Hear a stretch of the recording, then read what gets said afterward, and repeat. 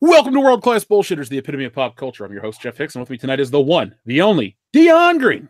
Baby, boys and girls, children of all ages, and once again, I come to you humbled, very classy, and of course, chocolatey as shit, and I say, you're welcome. Up next is the last standing Simone Big Rig, Nick Utam.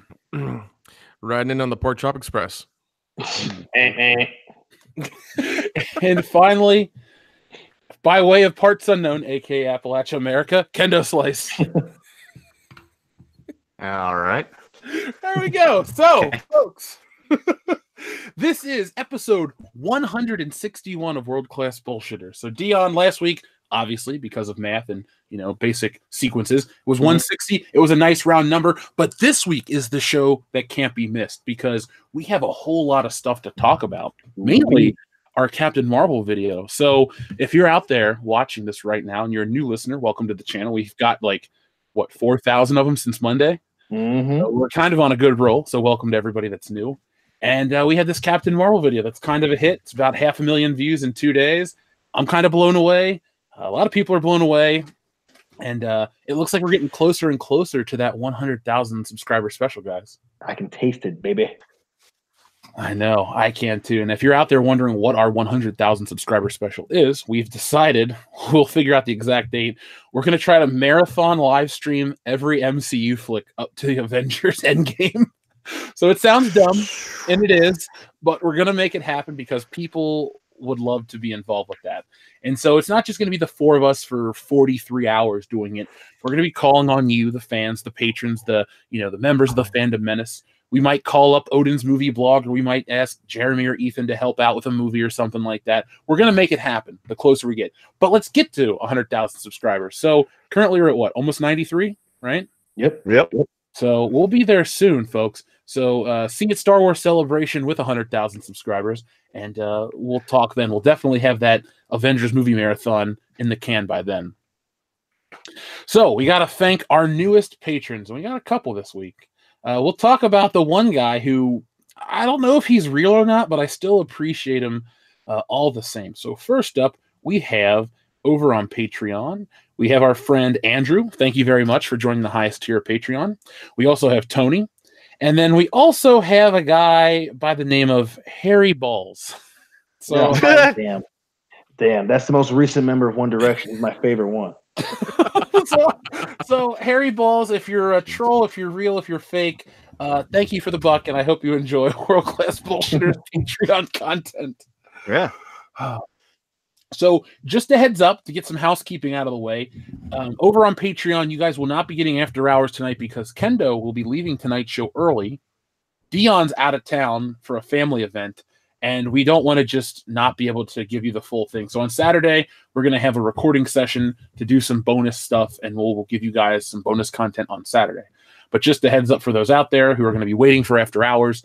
Not this week because, life has hit everybody really quickly, but we'll be back on schedule next week. So now, guys, let's start off with the question of the week. Wow, we had a whole bunch of super chats rolling. Goddamn, yeah. I know. Wow, people are excited about the show. I guess because they're like, you weren't on the High Council and all this other stuff. So everything's fine. I wasn't sick. I just had a family matter to attend to. But nobody in my family's sick. Nobody's dying, and it's not Steve Urkel. So we're all good. But get out of my head, Steve. I knew that. I know the show technically debuted in the 80s, but is that one of the most 90s shows that ever lived? Oh, for sure. Yes. Absolutely. Yeah. Yes. It's Black Full House. It is. I mean, Pretty much. It's even blacker Cosby Show. I've never liked Cosby That's true. Show. To this day, I still call Family Matters a white ass show. I don't care. I don't care how many black people are in it. It's a white ass show. We call it Urkel around here. I never called it Family Matters. I call it Urkel. It's like, oh yeah, Urkel's on. Cool. I love it. And not only did it give birth to one of the most one-hitter quitter actors of the generation, but it also gave birth to one of the best skits from Key and Peele, which I to this Oh day. my god, I remember that one. Holy shit. Yep. It's always been Steve. It's Steve. It's always been Steve. I'm like, holy shit. That explains so many fucking decisions on that show. Do you remember the one where there's the evil Steve Urkel puppet? Yes, that one was so dumb. When I was a kid, I wanted the Urkel doll. I never got one because in hindsight, it's stupid. Pretty dumb. Yeah. To be fair, it's no dumber than the Pee Wee Herman doll that I had. So, I mean, I guess you put it like that. That's probably a good point. But still, at the same time, at least the Pee Wee Herman doll wasn't like annoying just for annoying sake. Because especially later in the show, like the older Jaleel White guy, she's like, God, I want to hit you repeatedly until you fall asleep. You mean when he became Stefan Urkel? Oh my god! Oh my gosh! And they went to Disney. That was him trying to get laid. That was him trying to get laid. He's like, listen, guys, I need people don't know who I am unless I put on the glasses and the high waisted pants. I need another persona so I can get some ass. Well, the funny thing too is like as they got older and as Jaleel White and Urkel kind of got grew into himself a little bit, Laura didn't, and it was just so funny, like seeing like clearly the dynamic change where it's like, yeah, he's the better looking one, and he's still obsessed with Laura, and it's just like, I don't know about your life decisions, bro. Let's see real quick. Jaleel White's worth $10 million, so he's doing okay financially. Yes. Good for him. Yeah, I know he's tried to come back a couple of times. It's just kind of been sad. He's been in some sci-fi originals. Well, you got to remember, he was the voice of Sonic the Hedgehog at the same time as he was Urkel. So, I mean, he wasn't only Urkel, but, okay, he's only Urkel. Fucking. Yeah. Who are you kidding here? I think we can all agree, though, at this point, Reginald Bell Johnson is the true hero of that show. Carl Winslow saved multiple people to Nakatomi Plaza. He did. Also, he he was there to help the Ghostbusters out. Yeah, he got him out of jail. He sure was. Yes. Mm-hmm. Yep. He also drove Crocodile Dundee around New York. He's a good dude. That's true. He did. Oh, the 80s. I love Reginald Bell Johnson. That'd be somebody I'd love to interview for the channel. He'd be awesome. Behind every 80s hero is a Reginald Bell Johnson. I'm an actor, Gene. I've done more coke than you, way, motherfucker. So before we start talking about the Captain Marvel crisis, aka the title of this video, I have a question for everyone out there. This is the question of the week, and we want you to make us laugh with your answer. So, with the recent announcement, guys, we were talking about this off air, of Chris Hemsworth playing Hulk Hogan, which is fucking real. I cannot fucking wait to see him with the mustache and the hair and the voice. Dude, you know the minute that the teaser trailer drops, it's going to be hilarious. Everyone's going to give him shit immediately. I'm putting this out there. That is my most anticipated film of all time. Oh yeah, for the right reasons. Oh yeah, dude. It's man, like that's a movie I'm going to go see late at night and get real drunk to and sneak in some Taco Bell and just enjoy that shit. I'm going to be the first person in line with my Hulkamania t-shirt. Brother. So that might be one where we have to get together to watch that. You know what? Let's put that out there right now. We're making it happen. World Class Bullshitters. Hopefully, the press will let us go see an early review or something. We can become actual members of the press. I'd love to see. Well, maybe. Well, I think WWE might like us more, so we can always like talk to them and be like, hey, help us out. Come on. I've been to 14 WrestleManias. Well, they owe you something, sir. They owe you something. Right. A couple movie tickets. Hang out with Hulk Hogan. Yeah. But the question is, folks, can you pitch us your worst casting choice for a biopic?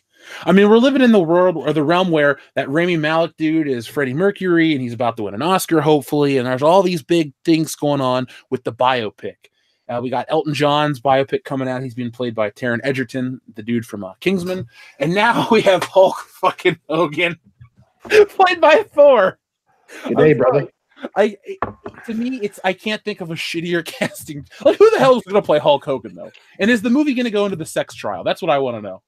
Probably not. Yeah, good question. If it doesn't, there is no God. Number one. Number two, if you don't think of an Australian former soap opera current demigod playing Hulk Hogan, then there's something fucking wrong with you, sir.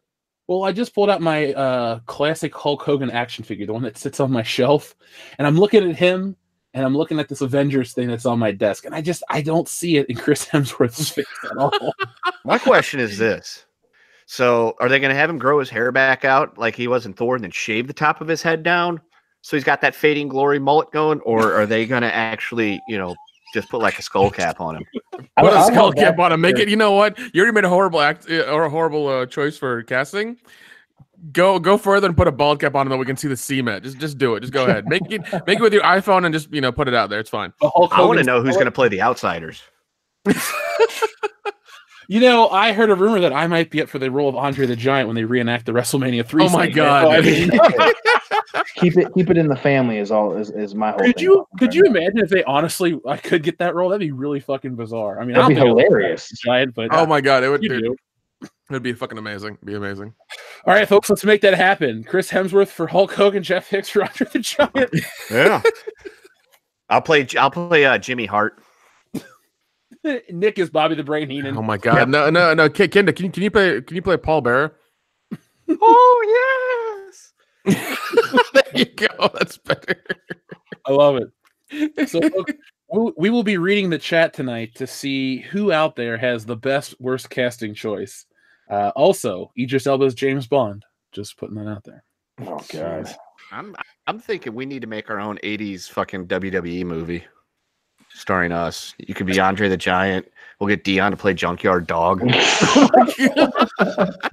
think Dion should be Hulk Hogan. Yep. Actually, fucking do it. We'll do Let's it. do it. It'll be just the four of us, and we'll just play multiple roles. Ooh. Like I'll play Ted DiBiase and Virgil. I call dibs on the Macho Man. Oh my God. Oh, Yeah, that'd be fun. dig it. Oh, yeah, get your hands on Miss Elizabeth's ass. So, since we don't have after hours to do, I wanted to ask you guys this on after hours. What the hell was with Kofi Kingston, man? That was awesome. That was so great. Sad. So sad when he didn't win it, but I was just like, well played, Kingston. Well played. All those goofy ass tricks at the Royal Rumble. I was rooting for him hardcore, man. Did you watch SmackDown? Huh? I didn't. He got a title shot against Daniel Bryan at Fastlane. Son of a bitch. Okay. And Daniel Bryan in a 6-man tag match. So Nice. I'm like, holy shit, Kofi Kingston got me to watch SmackDown. Damn. That's cool. I know. Yeah, that was a hell of a All match. right. That was a hell of a match. I'm going to go back and watch it again. Maybe over the weekend when I'm working on our next video. And believe me, folks, the next video is going to be a good one. By the way, tomorrow you're going to get part 1 of 3 from our P.O. Box video. I went to the P.O. Box. Wow, that's all I can say. I got so many boxes I had to open. I took an industrial-sized garbage bag filled to the brim with boxes. I looked like a fucking broke dick Santa Claus. So I hope you guys enjoy the video tomorrow. It's part 1. It's over 20 minutes long. Then there's part 2, which has one of the coolest things we've ever received, which I can't tell you guys on air. And then part 3 is all from one listener. Our buddy Realities Frank sent in copious amounts of Marvel stuff, so it's going to be a lot of fun. But part 1 will be out tomorrow in the morning, so be sure to check that out. And by the way, thank you for the dozens and dozens and dozens of Rose Tico figures I now own. That is not a joke. I got dozens and dozens and dozens of them. So I have an idea. yeah, we'll Kendall, we're gonna take them out to your house for the shooting range. I was gonna say I could also bring like some golf clubs with me next time I come to town, and we can fucking tee off on Tico. Well, do you know when the next time you'll be in town is? Because I do. Yes, it'll be March 15th. Yep, through the 17th for Horror Hound Weekend. So if you're a listener of this fine podcast and you're in the greater Cincinnati area, or you just want to come find us and hang out, we're at Horror Hound Cincinnati here in my neck of the woods. So come to the show, hang out. It's going to be a lot of fun. You can go meet Doc Brown. You can go meet Biff from Back to the Future. John Cusack was going to be there, but he backed out. Just for you, Kendo. But I'm going to call Rob Corddry and get him to show up for you. How's that? Oh, don't even joke like that. I fucking love that guy, dude. At this point, I'll fucking take Clark Duke. I knew a girl that looked like Clark Duke. Her last name was Hedgecock. Yeah.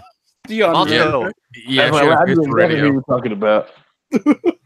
They had the same hair. Also, if you're coming in, Brian Lape said the first 5 people to get a hold of him can stay at his house. Yeah, I'll give you his address if you just ask me. There'll be a white man outside. Just get in, and Brian Lape will let you sleep on his couch. Oh man. Yep. So just send him a message, or just post him in on Facebook and in the group, and say, "Hey, Lape, I want to stay at your house," and he'll let you stay. Yeah, he'll give you beer and energy bars, and yeah, talk about workouts. You look to his daughter scream about Fortnite. Oh my god. He'll scream.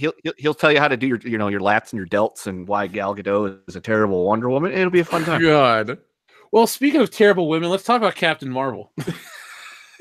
Thank you for that, that tee off right there. So this Captain Marvel situation is quite interesting. Now, we put out a video on Tuesday, and if you need to hear a nice recap, go back and watch it. Almost 500,000 people have in 2 days. And yeah, I'm I'm kind of rubbing it into Jeremy's face. He knows. He keeps getting screenshots. Do it. Yeah, he keeps going, Jesus, dude. But Jeremy's got something big coming soon, and you guys are gonna love that one. It's the funnest thing reading the Twitter between you guys. Like, it really is. I don't write anything. I just read what's going on, and I'm just like, God damn, dude. Oh, It's popcorn. Yeah, I need that. It is. Sometimes it's like that, and I'm just like, shit. No, but yeah, he's awesome. We're all good buddies, but I just love to kind of be like, hey, man, with your 120,000 subscribers, you get, all these video views. No. Anyway, I digress. Back to Captain Marvel. I'm trying to avoid talking about it because it's a depressing situation, because every day we keep finding out more and more stupid things that Brie Larson has said, and now we've actually heard her try to clarify her situation. Oh, it's probably good. Yeah, I know. So she basically said, this is a paraphrase, that she's not saying that white dudes or people can't come to the table and have their voices heard. She's just trying to say that there are more spots at the table. And to me, that sounds like PR spin and damage control, because you are attacking people as this actor, the people that want to go watch your movie or wanted to go watch your movie. And you're like, well, these people aren't really needed, and I don't care about their opinions and stuff. And it's just such a dumb thing to do. Like, I don't hear Robert Downey Jr. calling out, oh, well, you're an alcoholic. Don't see my fucking movie. That's stupid. He's too busy actually doing good stuff for like children and things. Yeah, giving bionic arms and shit. Yeah. Well, that happened with the Alita movie. Yep. They actually gave a kid. Jeff covered it on his video, but and I said this originally when this came out, and again, even objectively taking out her bullshit, I would, again, I'm not surprised at all. I wouldn't be surprised at all if Marvel and specifically the production team behind Captain Marvel, like, hey, the movie still has to come out. Shut up. You have a contract. We have a policy on social media interaction. Shut up and do your job. And then after the movie's out, after that, that period between the movie being released and all your media obligations, you can go on rants about all this shit. But until then, be quiet and just get people to come see our movie so you can have a job and do a sequel afterwards. And I wouldn't be surprised if they fucking told her to shut up. So, and again, she's so unlikable. She is probably, she's too stupid to understand the importance of that. But even if you're trying to make a point, again, you want to ask anyone at Marvel. They might not like a lot of people that fucking come to their movies, but they like the fucking money that they bring when they pay for the fucking tickets. So again, Brie Larson loves to try to sit on this high horse. And again, I understand someone wanting to be idealistic, but you have a job, and your job is to get people to pay money to see you pretend to be something. So shut up, wait till after the movie's done, and then go on your crusade so you can get fired and they can replace you in the fucking sequel they decided to do one. Well, another thing too is like you talk about this idea where she would be quiet, wait till the movie's out. They got 4 weeks till Avengers. I think she should just be quiet for the rest of the year, maybe forever. Like, go live your life, Brie Larson. But I don't, as a Marvel movie or Star Wars, just basic entertainment that's meant to be fun and escapist.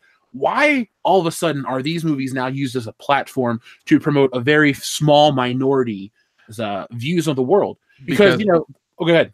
Oh, because because they can be used as a platform, because Marvel's been doing it for 10 years and people are all about it now, so that's why they're doing it. It's dumb. It's entirely dumb, because as we've said before, and across the other couple channels that we're friends with, get woke, go broke, and it's just not a good business model at all. It just doesn't prove to work. It's not a good thing. It's called being a smug asshole. Well, not only that, but the serious side of it is, hey, again, people who want to be idealistic and be activists, again, that's all good. But one of the reasons why so many fucking movies and TV shows and studios that do this ham-fisted attempt to force a message down your throat is because it's a very simplistic view of whatever issue that they're bringing forth, right? So whatever. Now she's saying, oh well, it's this whole industry, it's all older white dudes who are racist and sexist. And it's like, first off, no, it isn't. One, you're pretending to be a comic book character. Where comic books for the longest time were progressive as fuck, number one. Number two, the people who, again, read comic books, the vast majority of them don't think like that. So you pigeonhole, oh, well, people who just review movies are all So if they were fucking sexist and misogynist, dummy, they wouldn't go see your fucking movie.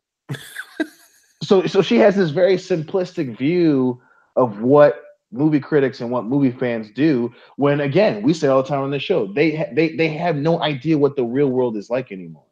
You know, she's nominated for an Oscar, and all of a sudden she's the moral authority on people who go see movies. It's like, hey, they pay money to see what you do. They don't do the shit for free. Neither does she. Yeah, and I mean, and watching movies costs fucking money. It's a lot of goddamn money. So if she felt that strong about it, she would have said, "Hey, Halle Berry, why don't you be Captain Marvel?" No, she fucking didn't. They offered her the fucking role, and she said yes. And now, in hindsight, now that it's 2020, she wants to, I want less white dudes to the movie. It's not your fucking. That's not your job. That's not your place. Yeah, you don't get to judge that. If a movie's shitty, like A Wrinkle, here's the thing: bad critic reviews don't keep movies from making money. Right. Sometimes they do, but didn't Glass get just shit on, but it still made money, and didn't Alita get pretty much shit on, but it's still making money? Yeah. Venom. Everyone said Venom had a 29% or something. It made almost $1 billion. It was like 829 or something at the box office. Yep. So Brie Larson and her narrative of all these white guys are tanking movies for minorities. I mean, technically, I'm a minority. I don't give a shit about Brie Larson's crusade. You're not helping anything out. All you're doing is fucking with this. Here's the thing about geek culture. It was already progressive. It was already inclusive. Everybody was cool and invited and welcome. We're now at a point where they want to achieve something as a first again.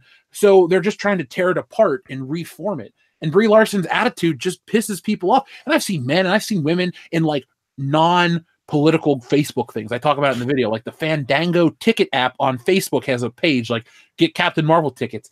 And there's people from every walk of life that are going, I don't really like what Brie Larson's saying. I'm not going to see this. And then the one guy's like, on this date, my wife and I are going to go watch Aliens and blah, blah, blah. They're to support a real female icon and all these things. So, I mean, this isn't just like with the Star Wars thing last year and now, still to this day, believe me, we'll talk about it more later in the week. They're always trying to say small vocal minority, internet trolls, this, that, and the other. But that's a big percentage of people that don't buy your product, and you don't want to turn them off. These people, the small minority of people that write articles and do these things that want to say, there's no sentiment against this movie or just, Star Wars isn't a great place. Well, then you just look around and you see why, Captain Marvel figures are on clearance already. And it's not just like a one-time thing. I had a bunch of people reach out to me. Target and Walmart, different parts of the country, have Captain Marvel stuff clearanced out already. So that's interesting already enough for me. But it's just bad business, man. Like, I know, Dion, you always have the most level-headed approach of it. Right. When we're on the show, but even you are like, this is stupid, Brie Larson. Well, and again, like, and again, this is me blowing smoke up my own ass here, but to be objective is always best, right? Because you can see both sides of the argument, and it's always when people, again, have this narrow-minded view of the world where you miss everything in the surrounding picture, and it's just again. To keep it very simple, everyone has that friend that gave themselves a fucking nickname in high school or in college, and it made them look like a fucking idiot. And here's Brie Larson, and in a lot of cases, Marvel, she's a hero and an icon, and you can't spell hero without her, and she's a badass, and she's super powerful. And I keep screaming into the fucking ether, motherfuckers, the movie hasn't come out yet. You can't give yourself a nickname. You look stupid. And again, the movie may be great, but you look stupid. And it drives me insane. Like, and again, I would there are much shittier people I'd rather hang out than Brie Larson right now. But it's just like you think you're bulletproof right now. And again, the movie, you have obligations. You have a job that you have to do, and you're butt fucking your own employer trying to be unlikable for the sake of altruism. And that never, ever turns out to be a moneymaker. Not one person who's a martyr makes money being a martyr until well after. That's if they're right. Well, Dion, I think Black Panther has emboldened a lot of this. Yes. We talked last year before the movie. Black Panther had been out a year at this point, or a year ago it had already been out. But we talked about it going in. How the media was all making Black Panther out to be this, but it was still a heavy-handed film. Even you said that right away. You're like, yeah, there are some things that were heavy-handed, but it was still a decent movie. And we've ranked all the Marvel flicks. What is that? Pretty low on the list, right, Kendo? It was in the middle. I was in the middle. Okay, so I think we all gave it like a 7. Yeah, it wasn't. Yeah, well, it wasn't bad, but I mean, even then, like, well, even like people kept calling Aquaman heavy-handed with like the environmental stuff. I was like, they mentioned it like maybe twice. I And thought that worked. movie was excellent. And that was a lot of fun. It was so much fun. Like I that's probably gonna be the first comic movie I buy on Blu-ray in a long time. It deserves my money. I will pay full price for that movie. Oh yeah. I enjoyed it that much. I really thought Aquaman was fun, and that's coming from a guy who thought Aquaman was a lame character. But to be fair, I did read the Jeff Johns stuff. It was Jeff Johns, and like right around New 52 stuff like that. So I was kind of invested in that character, the reboot or whatever they did. So, but with Captain Marvel, and before people that are out there that are new, like Dion and I have read comics for over 20. What are we? I'm 30, you're 29, so we've been reading comics since we were at least 5 years old. Yep. Captain Marvel really wasn't a thing back in the day. No. This version of Captain Marvel came out in 2012, the Kelly Sue comic run. It's been overtly political the entire time because the Marvel books have been like this probably 5 or 6 years, longer. I'd say 7, 8 years. They've been really fucking political. I mean, it's just been ridiculous. And to that point about Captain Marvel, I mean, even if you take away, hey, maybe it's not because she's political that it's not a very popular book. In the last 5 years, she's been rebooted, I think, like 5 times. Yep. So it's not even if you take away the political bit, they know it's not selling, so they're trying to re-release it. She's not a successful character. They even shoehorned her in the Civil War too, and she was the worst part of that storyline. And that's saying something. That's a bad storyline, dude. Yeah. I stopped reading that about, what was it, like 10 issues long? Yeah. Well, you told me about it, and I was like, can't be that bad. So I think I got 3 issues. I was like, I can't do this. I can't. Like, holy shit. Oh, God. Because you and I will try to one-up each other. Like, can you read this shitty comic book? Can you read this shitty comic book? Like, I don't know. There is a line that we will draw with terrible comic books. Yeah. And, I just feel the need, especially with this new audience, especially with the political climate that we're in with these movies, to justify, or at least not even justify, to clarify where we come from with this movie in particular, because it's an interesting time, and I don't mean interesting in a good way. I mean it in a bad way, because movies are meant to be fun. Like a movie like this, you have your Schindler's List that make you, look at atrocities and, look at how it impacted people's life. It's meant to be a serious piece of cinema. Then you have like a Saving Private Ryan, not to do a double Spielberg hit, but that's more of a serious war flick in times. But then you get shit like a Spider-Man 2 that's, more escapist, or an Avengers, or, a Dirty Dozen, which is a war flick that's not as serious as others. You get these things where you just watch them and you have a good time. And the Marvel movies have always been that. Only with Black Panther have they kind of skirted towards that. Yep. But thankfully, Endgame, we've said it's the best Marvel movie so far. So I'm hoping that we can basically... Captain Marvel's irrelevant. I even say it in the video too. That at best the movie is irrelevant and it doesn't do anything with Avengers because it's 49 days. People will be focused on that. They'll release hype. I'll tell you this. The rumor is, this is just my guess. The rumor is that the Avengers is going to debut with the Star Wars trailer attached. If Captain Marvel is a dumpster fire, I say the Star Wars trailer comes out early. Oh yeah. Yep. Well, how early though? Like 2 weeks after? I'm saying, I'll put it like that. Okay, let's say Captain Marvel debuts with an abysmal box office. The fans are split. They're trying to do that Rotten Tomatoes thing because here's the thing too with Captain Marvel. They're trying all the tricks with The Last Jedi. That's what really bothers me too. But it also makes me happy because we and multiple other channels out there have called people out on The Last Jedi shit with Disney. The critics have changed their tune. The same critics that are saying how great Captain Marvel are now are the same critics who loved The Last Jedi and then changed as, their job security became... in jeopardy. Became the question, yeah. Like John Campy and all those guys. It's like, all you do is kiss Disney's ass. Oh, well, I said something bad about the Clone Wars. The fucking Clone Wars ended 6 years ago, dude. And it wasn't Disney, dummy. Yeah. You shit on the old Lucasfilm. Oh, great, haha, you dipped you shit on the prequels. Wow, you were really a great critic there, John. Yeah, he's really cutting them deep. But I mean, seriously, if this movie is abysmal and it does that, I'd say the Star Wars trailer, the title will drop let's say March 8th it comes out. Let's say by that following Thursday we'll get a fucking Star Wars title because they'll want to stop you thinking about it, and then they'll give you a teaser trailer, and then they'll say the full one's at the Avengers, and people will just kind of try to brush Captain Marvel over because you'll think 24-hour news cycle, you'll think this, you'll think that. But it'll be very interesting because you have your Scott Mendelsons and your writers out there that can't let this political nonsense go. I'd much rather read somebody that's like, well, this movie's coming out and it's based on this and blah, blah, blah, and that's the end of it. I don't need a political slant to every piece of Marvel entertainment these days. No, and with 24-hour news cycle, especially, nowadays with every little thing being political or everybody getting pissed off about something or the other, it's just like, it's too much. It's way too much. And that's why, I'm with you and, with all of us, like, we needed more escapist entertainment and less of this, woke bullshit, because I can't take it anymore. Can't take it. Yeah, I don't think it's gonna survive. Like right now, they're trying to politicize the Rotten Tomatoes thing, where they're saying trolls are sabotaging the score. No, they're fucking not. And I'm trying not to scream on the podcast. I apologize, but all it is people saying they want to see it or they don't want to see it. Because that's what's on there right now. Do you want to see this movie? No, that's all it is. That's all it is. Well, the worst thing too about that is, going back to your point about them changing their tune, when it's a movie made by someone they don't like, a crazy example, Kirk Cameron or that, the Nesh D'Souza dude. When they make a movie and then no one goes to see the movie or they give it a bad review on Rotten Tomatoes, it's, oh, well, this is why we trust Rotten Tomatoes. This is why we love Rotten Tomatoes. This is why Rotten Tomatoes is a good thing because it's independent of mainstream criticism.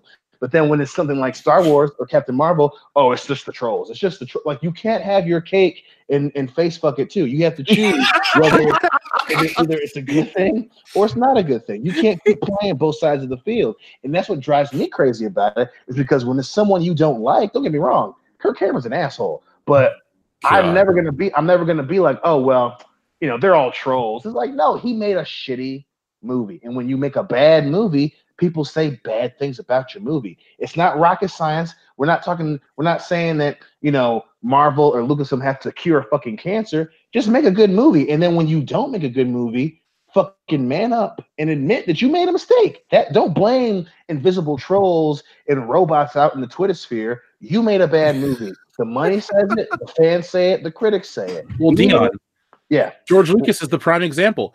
People didn't like the prequels. I don't remember George Lucas going out and saying how bad and sexist everyone is for not kissing Natalie Portman's ass. So you know what he did?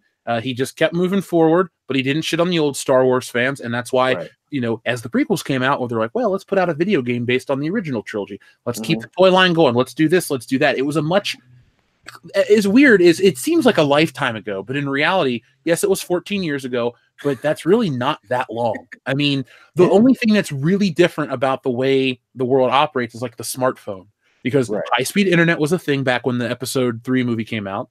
We had all these other pieces of technology. Social media was different, but it still existed. I mean, you could get high definition still and all these things. So people act like, it was a whole different thing. Life was very similar. It's just, slightly different. Right. So it's not back like it was such, it doesn't matter anymore. Yeah. Also, on Rotten Tomatoes, Captain Marvel is at 55% want to see. Nice. It went down. It was at 58. Yeah, and the user rating, I think it's like 14,605 people. So, well, until it comes out and you can rate it, you can't politicize it yet. So if it comes out and it gets whatever score, but even under that, it says, add your rating, not interested, want to see. That's what it says right now. That's all there is. That's all there is. That's all there is. Well, you can't rate something that hasn't come out yet. So Well, I mean, it's an interesting hot button issue that I don't want to say excites me, but it interests me because this could determine the future of Marvel movies. Like, here's the thing too. Let's say we had to have a female Marvel film right here. I would have rather had it be Black Widow. It could have been, dude, imagine a Black Widow flick that took place post Avengers or Infinity War, and it dealt with it was like a tie into the next Avengers movie. That'd be kick-ass. Yeah. Not everything needs to be an origin story. I think we're past origin stories. Hell, no, we are. We're way past that. Look, at Aquaman was technically an origin story, but it was also a sequel to the Justice League. Right. Yep. I mean, this whole origin back to formula shit. It worked in Spider-Man in 2002. It's 2019. Well, even then, Aquaman did the origin thing.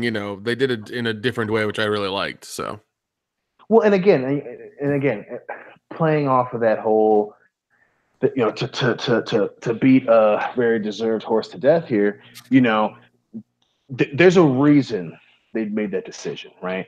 They're not going with Black Widow. They're not going with Scarlet Witch. Hell, they're not even going, with what's her name, the best friend from fucking Black Panther. They're going with a new, a character that's kind of, wishy-washy, not too violent, blonde, what they think is attractive.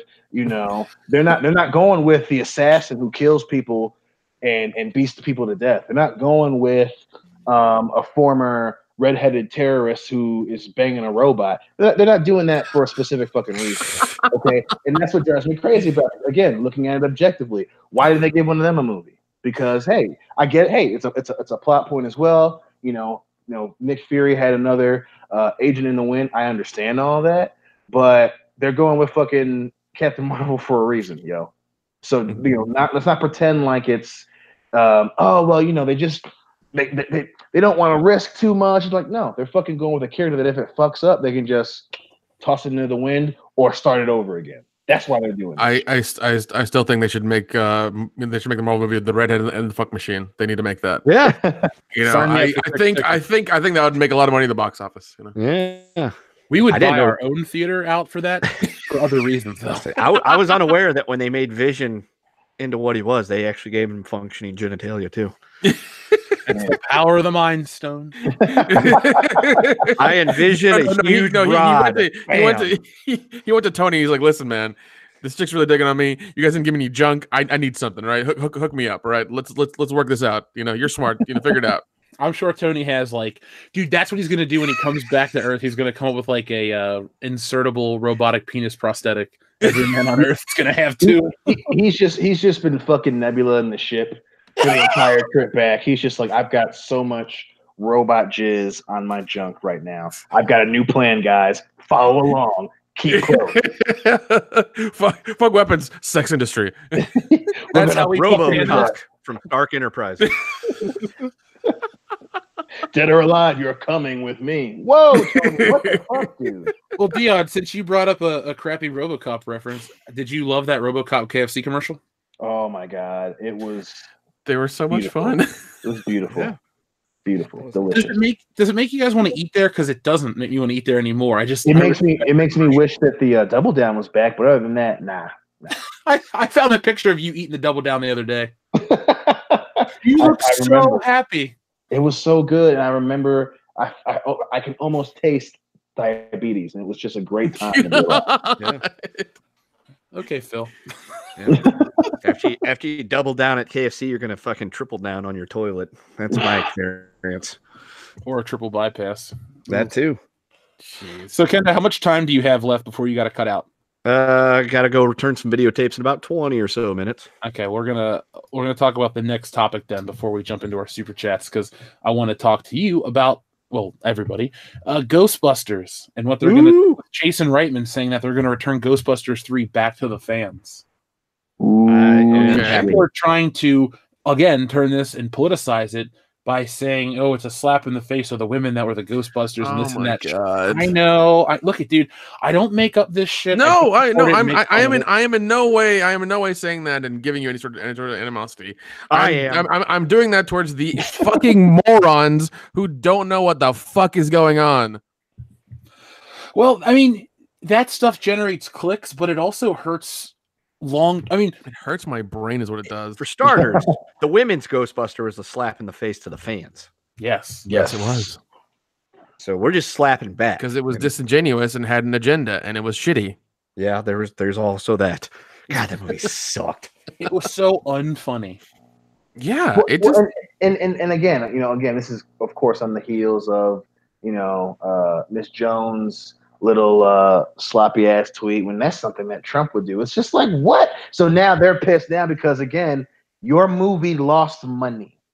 It ain't got shit to do with that. No matter how you feel about it, your movie lost money. So even if you can't objectively look at something, you cost your employer millions of fucking dollars. Now you expect them to sit and eat that on the basis of altruism and doing the right thing and being historically on the right side. But again, that $70 million they lost, they're gonna need that shit back, homie. And they know not to ask you to help. Yeah. Yeah, they know what happened the last time they tried that. Head fucked up. Exactly. They hired your dumbasses and they made the mistake of getting Fall Out Boy to do a fucking music. Oh god, dude, don't! I almost completely forgot about that. Thanks. That's Well, now we're welcome. gonna send you the music video so you can watch it forever. Oh, fuck off, dude. That was so bad. I remember when that came out. I was like, "All right, I'm gonna see how horrible." Oh god, it's worse than I expected it to be. It's bad. I'm not afraid. I'm not afraid. Yeah, You should be. But dude, it's so fun now. Oh, yeah. I mean, and like that's how far they went to try to like outdo the original one. They had their own music. They had their fucking own music video by a shitty band, and they were just like, "Oh, women are doing it. We can do it better." It's like obviously you can't. Obviously you can't. That check didn't clear, honey. Yeah, it's like, And again, we say it all the time. No problem with female-led movies. There's so many that we love. But again, you cost your employer millions of dollars. Millions of dollars. They don't give a shit about, we don't want the women of the previous movie. No. They're like, shit, we lost $70 million fucking dollars. We kind of want that shit back. Let's do something actually good and listen to the people who love the thing we tried to remake. Maybe they know what the fuck they want more than we do. Maybe, possibly. I don't know. Leslie, what do you think, honey? no, don't ask that. Don't ask that. No. it's a Cadillac. Well, even then, in the movie, she played the token black chick. Yeah, which I feel in itself is a fucking insult to Winston Evermore, because he didn't play that role. She also played it very stereotypically. She did, and he did not. He did not play it. He was a guy who needed a job. They're like, "Yo, we're hiring you. Come in here." Done. Yeah. That's a big Twinkie. Yeah, they never and never once did they address his race ever. Nope. And they did it so much, but they made her being dumb part of the joke. Well, y'all know this science stuff. I know the city, and it's like, wait, okay. So not only is she the token blackie, not only does she have no real personality as a character, but you have to explain her being there through a shitty joke. But you're being fucked over by this new thing that they're doing. You're being fucked over, not the motherfuckers who wrote you in a stupid part. Okay, got it. Thanks, Leslie. Thanks for and you couldn't talk about that and be like, hey, how about you guys not write me like the token black chick? How about we not do that? No, you couldn't talk up about that. Nope, couldn't do that. But he'll complain about this. Yep. Which is hilarious. Fucking hilarious. It's a Cadillac. Like, you thought that was okay. You read that and you would go, okay, no, I'm in for this. Let's do it. No, what she saw was the fucking zeros at that check, and she's like, all right, I'll do whatever. It's fine. Mm-hmm. Mm-hmm. Yeah. Like you can't be righteous and take the money at the same time. Like one or the other, Leslie. Come on now. Yeah, it was. Oh, look how much they're going to pay me. Oh, and there's going to be more movies and the cartoons, and this is going to be great. It's going to be a huge franchise because we're so powerful and it's going to be so successful. No, it was none of those things. Which is what they fucking deserved. Again, let me reiterate here, there, folks, in case anyone jumps on you guys out there in the world. And no, they fucking it's the racist and the sexist trolls. They lost $70 million. If everybody who watched the movies, or if the majority of people out there were racist or sexist, there would only be white people in movies forever. Yeah. And there would be no historical like movies about Black history or anything like that ever. Every movie would be a birth of a nation.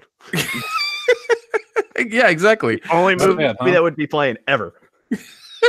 Yep. So and Alex Jones would have an Oscar. That's true. He'd have an Oscar. He does a production company. He'd make 5 movies a year, and they'd all make money. But we don't live in that timeline, thank God. So we have diversity already in movies that already exist. We don't need a Hollywood to tell us that there needs to be diversity or to inject it into movies because it's already there. Yep. So you're welcome. Yeah. I mean, if you look at some of the highest grossing movies of all time, They may have like a white dude in the lead, but not all of them. Like Fast Furious #7. That's not a white cast. No. Nope. I mean, it's really not. I mean, Paul Walker's dead in that one, so. Well, no, he's on the poster. He died right after that one, so it's like him and Jason Statham.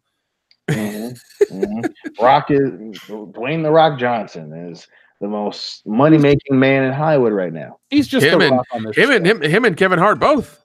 Yeah. Mm-hmm. It's funny how, if reality reflected how people like Brie Larson and Leslie Jones and all these out of touch celebrities, if we really were living in that universe, The Rock wouldn't be the highest paid actor. He wouldn't have all these things. No. Dave Chappelle's Netflix special wouldn't get millions of people to sign up. They wouldn't. They wouldn't. Yeah, they wouldn't pay him $50 million to do comedy on Netflix. Key and Peele wouldn't be what it was. I mean, now Jordan Peele's kind of gone crazy with the Twilight Zone, but that's another topic. Which, oh god, I do love the fact that like he's so excited about having a Twilight Zone, but it's only on fucking CBS All Access. It's the only place you can get it. It's like it's the Star Trek Discovery of Twilight Zone. Dude, oh god, and like. I feel for the guy because, like, it's like, all right, I get you're trying to do something, but that's a shitty deal. Like, you should have gone with Hulu or something, man. Like, you really should have. I think the whole series should just get out. Like, you should have this show. Thanks for stopping by. No, I think he bought into his own hype. A lot of actors do that, and he's one of them. And the part people say, "Oh, you just don't like him." I love Key and Peele. Dion and I have watched most episodes together, cracking up. We'll be drinking. You'll put on the goddamn that's Outcast one. Yes, you love that one so much. No, god, I do love the football names. Holy shit, dude! I will go back and I watch those occasionally. Oh my god! And then Aaron, I was like, yeah, you don't man, God, yeah. And then they actually got Aaron Rodgers on the show. Yeah, Aaron Rodgers, Cal. Yeah, it's oh my god, it's because like they quit after 5 seasons and it was wonderful. I was like, man, they had a damn good run. Yeah, and again, we're not saying that racism and misogyny and all that shit doesn't exist. Hey, we've experienced it in our own lives. Like, we're not saying that at all, especially coming from a crazy ass place like Hollywood. But again, if that's your goal, how the fuck you gonna get your goal or win the day by pissing everyone off all around you with a narrow-minded view of the world? That shit doesn't work. It doesn't work. Yeah. And once again, I mean, if you look to Hollywood to make a fucking change, really, that spool of a place, you want them to make a change? Come on now. Yeah, it's been a really interesting 2.5 years. So we'll see what else happens with Captain Marvel. It's just funny because I keep seeing it. People are just like, oh yeah, Hollywood's making a change. Like they're taking the moral high ground. It's like they are. Really? They're a business. They're just lying to you. Yeah, exactly. It's a fucking business. Money comes first. Everything else is a hard second. Yeah. Mm-hmm. If that. Oh yeah, if that. Yeah. So I mean, the next couple of weeks, man. It's funny how it all comes back to Ghostbusters. Realistically, and to say one more thing, if anybody doesn't want to support this movie, it's very simple. Don't give them your fucking money. It's that easy. Just don't do it. I mean, I'm still not like on board 100% with Ghostbusters 3 since it's got like child. Look, I like Stranger Things, but I'm over Stranger Things. Ghostbusters and Stranger Things. I don't know, man. I'm a huge Goonies fan. I'm gonna see how it goes. Dude, I love the Goonies as much as you. That's why I like the new remake of It and all kinds of other movies. Like, dude, I even like the Monster Squad, and we clearly know that's the Kmart equivalent of the Goonies. Okay, Squawk loves Chunk is great. The Wolfman's got nards. I still, questionable decision. Yeah. Stephen King rules. Okay, I'd rather wear a Purple Rain T-shirt and say, "Hey, whatever." God. Man. Yeah, but I mean, like, yeah, and I'm still on the fence about Ghostbusters. I will wait till I get a full trailer, but even then, I might still be on the fence. I'm happy how much they've shown. Like, oh, this is gonna come out, and then it's like, oh wait, here's a teaser. I'm like, wow, that was quick. Yeah, I'm gonna be on the fence the whole time. I will probably judge it after I see it, and then even then, so yeah, I'm staying reserved and optimistic. But I'm cautiously optimistic. I'm going to wait till I get actual trailer, plot synopsis, who's in it. and all that good stuff before I decide if I want to, geek out towards it or just be like, God damn it. Yeah, well, it's a wise old man once said, while at work, dinosaurs broke out and tried to eat them. Hold on to your butts. Mhm.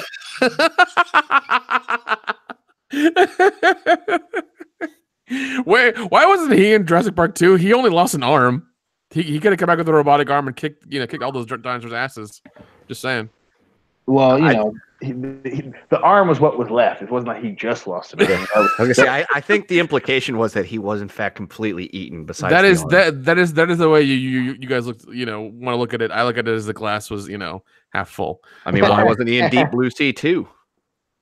Because he clearly got eaten and he was taken underwater where he drowned or got eaten. Ate me. all we got in Jurassic Park was an arm. That's all I'm saying. We got to find who the arm belongs to. All right, so our listeners have been waiting. They've been waiting long enough, guys. Let's show them some love. So first up, Dr. Coffin Nails. By the way, Dr. Coffin Nails, be on the lookout for the P.O. Box video tomorrow. You're featured in there, and I love your books you sent. He says he's devastated by the loss of Peter Tork. Only the world-class bullshitters can cheer him up now. That is the guy from the Monkees, right? Hey, we're the bullshitters. We're world-class and shit.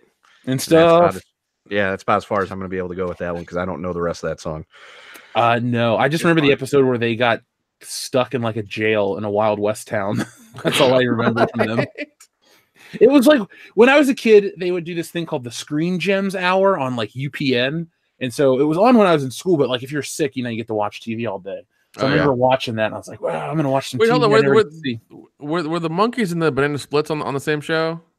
No, they were separate. Okay, they were on in the 60s because everyone was, stoned out of their minds. Oh, yeah.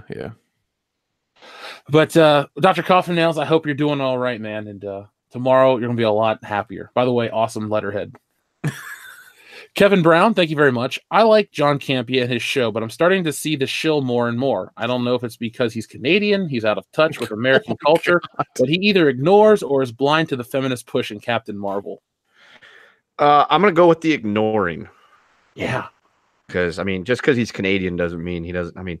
It's America Junior. So it's America Junior. I've been to Canada numerous times. It's essentially the same place, just with different, accents. And a little bit of French thrown in here and there. Yeah. But they got poutine everywhere, so that's cool, right? They do, and it's fucking delicious. Poutine, Molson, and Chris Jericho podcast. He's American. Edge and Christian show. There you go. They're probably citizens, but Jericho is at least born here. Yeah, born in Manhasset, New York, man. He was. He lived in St. Louis for a brief period of time as well. I'm from Winnipeg, you idiot. I love that so much. But Kevin, to answer your question more directly, I've been seeing that with John Campea and just all those people out west because they want to, get in with these companies. They'll never get a job. They're never going to be an actor or this or that because they're not talented enough. But what they want to do is, they want the fame, they want some kind of power, and they have to kiss a little ass to get it. And it's very, very obvious with all those people. I didn't make that John Campea video because I dislike his face or have a problem with him personally. No, I just dislike his politics, the way he does his, his operating with the movies and stuff, the way he reports on those things. Not as I should say personal politics, just the way he operates and handles the situation. He, I don't know. I'm just not really a big fan of how he does that. He's clown shoes. There we go. So let's see what else we got. Nicholas Glenn says, Jeff, where have you been, brother? No morning show, no high council? What's been going on? Well, I've been making videos, man, that are, getting big views and working on comics, and I'm still here. I'm here right now. But I had some family stuff I had to attend to for the high council, but I'll be there next week. Can't wait. And just making videos all the time, left and right. So if you need me, just come back to the channel. There'll probably be something new. Also, he's drawing a comic, that's a thing. Yeah. It's it's fun. I can't wait for everyone to read the ending. I love getting sent all the stuff, all the little cells you sent us. It's you guys know way well. Obviously, you're in the fucking thing, but you guys know the whole story, and you get to see way more. Yeah, but just seeing the drawings or the way everything is done, it's just like, oh god, I can't wait. I still haven't gotten to share the part where you jump from the attack our buddy Harrison. That's my favorite panel because you're like, Oh, see, this is why I have to stop though, because I'll start saying shit and start. Just don't. Just keep it under wraps. I'm We'll changing the talk topic. about it, off air. No, but I'm always with you, Nicholas Glenn, spirit, and just go to YouTube. You can hear my voice. Obi-Wan 27883 says the real question is, how many Ticos did you get? Dozens and dozens and dozens. I shit you not. I got every potato sack version of Rose Tico from Hasbro in quintuplicate times 2. I don't know. I got a lot of fucking Rose Ticos. Too goddamn many. Find out tomorrow. Find out tomorrow. The video is done. I just got. He has so many Rose Ticos, he can make a Rose Tico snow angel. I wonder what I'm going to do with all these. I got a plan. I got a few ideas too. Laser Pants Toy Junk, thank you very much, says, so what's the plan for the Star Wars Celebration meetup? I've talked to Ethan and Jeremy to get those plans finalized, and we'll make all those announcements on the High Council. Mareth Aline says, listening to you guys as I drive home from visiting family in Tennessee. Well, I hope the drive is safe. Nick, I know you're from around those parts. Is there any snow in the south? Is Mareth Aline safe? I think you should be. Hold on, let me check the weather. I know it's snowing in Vegas, so things are. Some friends of mine showed me it was snowing in Vegas. I was weirded out. I was like, that's crazy. Do you think for the show we need to go to Vegas or on a cruise? Both. Can we go to Vegas and then fly to a cruise? Can we do that? Well, Nick, if you fly to a cruise, it's just called flying. But no, I think we should do both. Yeah. The hard sell is Dion, though. Ooh. Well, if you're threatening me with a good time, then I am threatening you with a good time. It's just the 4 of us on a cruise with unlimited alcohol tickets. Dude. Oh boy, dude. Drinking bread for 4 days straight. Dude, imagine doing a live stream just going through Vegas and stuff. That'd be awesome. It'd just be this blah, blah, blah, lower class bullshit. Blah, blah, blah. always bet on black. I saw that movie twice. It was a good one. You know, the Wizard Star says a Twitter account is actually not that bad. World class bullshitters, all this shit. New Jack City, Chris Rock. My dick's hard. What? Here's $50. Park my truck. Nay, long time no listen to says or haven't heard from says, hey brother, I'm still around. Don't worry, LOL. I've been hurting for fun, so I haven't been able to hit the super chats much. Loving the videos. Keep it up. Also, really love the monologue videos. Well, Tanae, thank you very much. I'm glad that you're still out there listening to World Class Bullshitters. We've been putting out a lot of content this year. I know the live streams have kind of slowed down a bit, but we are putting out those videos, and I enjoy those. When I make the Captain Marvel or the Star Wars or other videos like that, I genuinely take a lot of pleasure in making them. So I'm glad people watch them. That's part of the reason why we're talking about, 500,000 views. It's not really just like a bragging thing, but it's nice to do something so fun and get, rewarded by it. So thank you very much, Tanae, and I'm glad you're back. Logan Michael says, who won Toy Fair? NECA won Toy Fair because of the Halloween 2 Ultimate Michael Myers and the Retro Cloth Halloween 3 3-pack. Also, Funko Pops are gay. I spent so much money on that stuff. Oh my god. I will tell you, Logan Michael, we'll talk about it at great length in just a second. I think Hasbro won Toy Fair because not only did they show a couple decent Star Wars things that we're going to talk about in a video that furthers the thing we've been talking about for months and years, but the Marvel Legends line is now reaching a point where I'm like, where can I buy everything right now? We saw a Magneto 3-pack with Scarlet Witch and Quicksilver. We saw a Hulk and Wolverine 2-pack first appearance. They had the Juggernaut versus Colossus. Alex Ross, Iron Man, Captain America, and a classic Thor. There are so many damn Marvel Legends figures. I'm just like, here, take my money. Can I please get these right now? And it's like, oh, they'll be out in July. I'm like, fuck. So that is, I think Hasbro won. But the Ultimate Michael Myers from Halloween 2 is going to be purchased at some point. Did you see that, Nick? Oh, dude, I've seen all the Mike Myers ones. I want to get like one really good one. So I need a suggestion. That's that would well. I mean, if you want to get one based off the first movie, the Mezco 1/12 collection's nice. But this Ultimate Michael Myers that Logan Michael's talking about looks just like they got the license for the Dick Warlock mask. It looks dead on it, and it comes with a Ben Tramer head. Oh shit! So I don't know. I did. Oh god, I pre-ordered so much shit. I did pre-order the Goonies one as well. I knew it. Chuck and Sloth. I got the They Live one. I did get part 5. Jason with the guy who's not really Jason. I got Roy? that one. Yeah, I got Roy. I was just like, I'm gonna get this because this is ridiculous and I need it. Well, What was the guy's name that we were talking about? The what Travolta? Chip Travolta? Chip Travolta. Yeah, he's the one who wanted who was like wanted to give people chocolate bars and shit like that. Yeah, that's who he is. What? We'll talk about that off air, Dion. We'll tell you all about our Chip Travolta episode. I was pissed myself laughing. That was a fun time. It was a fun time. Mexi Man and Cheese, thank you very much. He says that the quartering reported Captain Marvel refunds rejected. What refund? Like for tickets?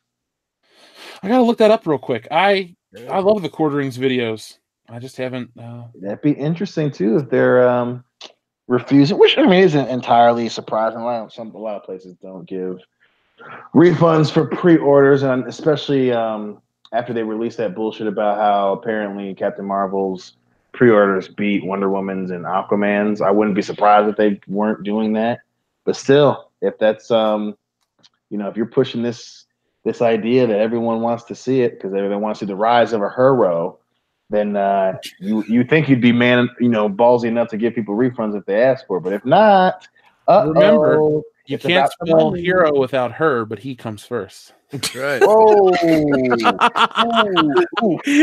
I love that every time. I know, it gets me. Yeah, the quartering put out a video 4 hours ago. Damn, 100,000 views in 4 hours. I'm a little jealous.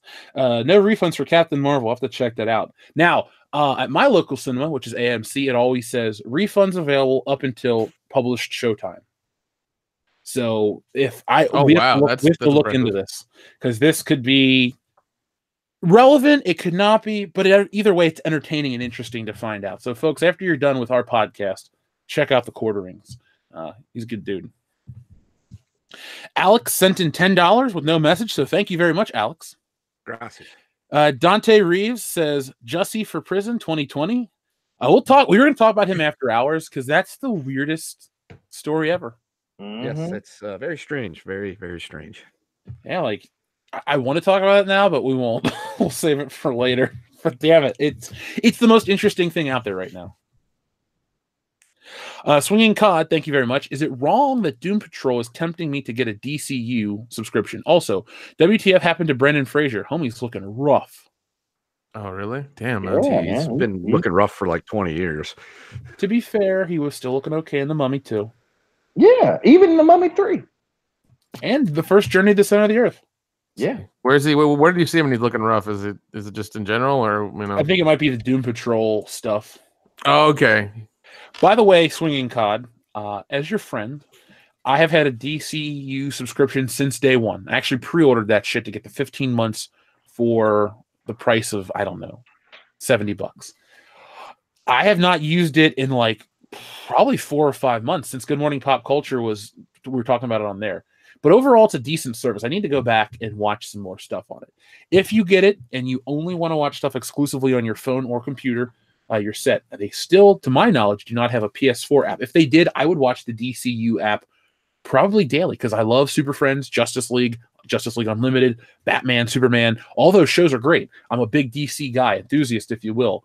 But they didn't really think out the service. The WWE Network, they had a PlayStation app or Xbox app on day one. So they kind of had that in the bag. So we'll see. Doom Patrol looks interesting. I saw the trailer.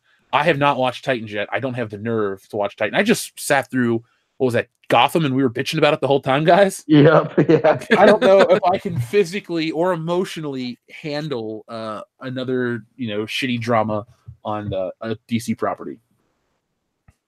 I don't know. The Doom Patrol trailer reminds me of Watchmen. It's really weird. Dion, remember, you have to keep March 6th open.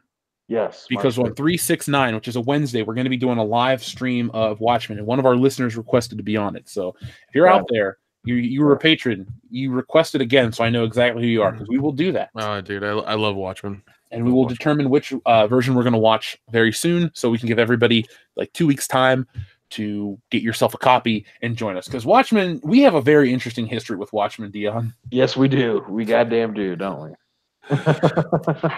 Absolutely. This is an interesting request, which I will oblige.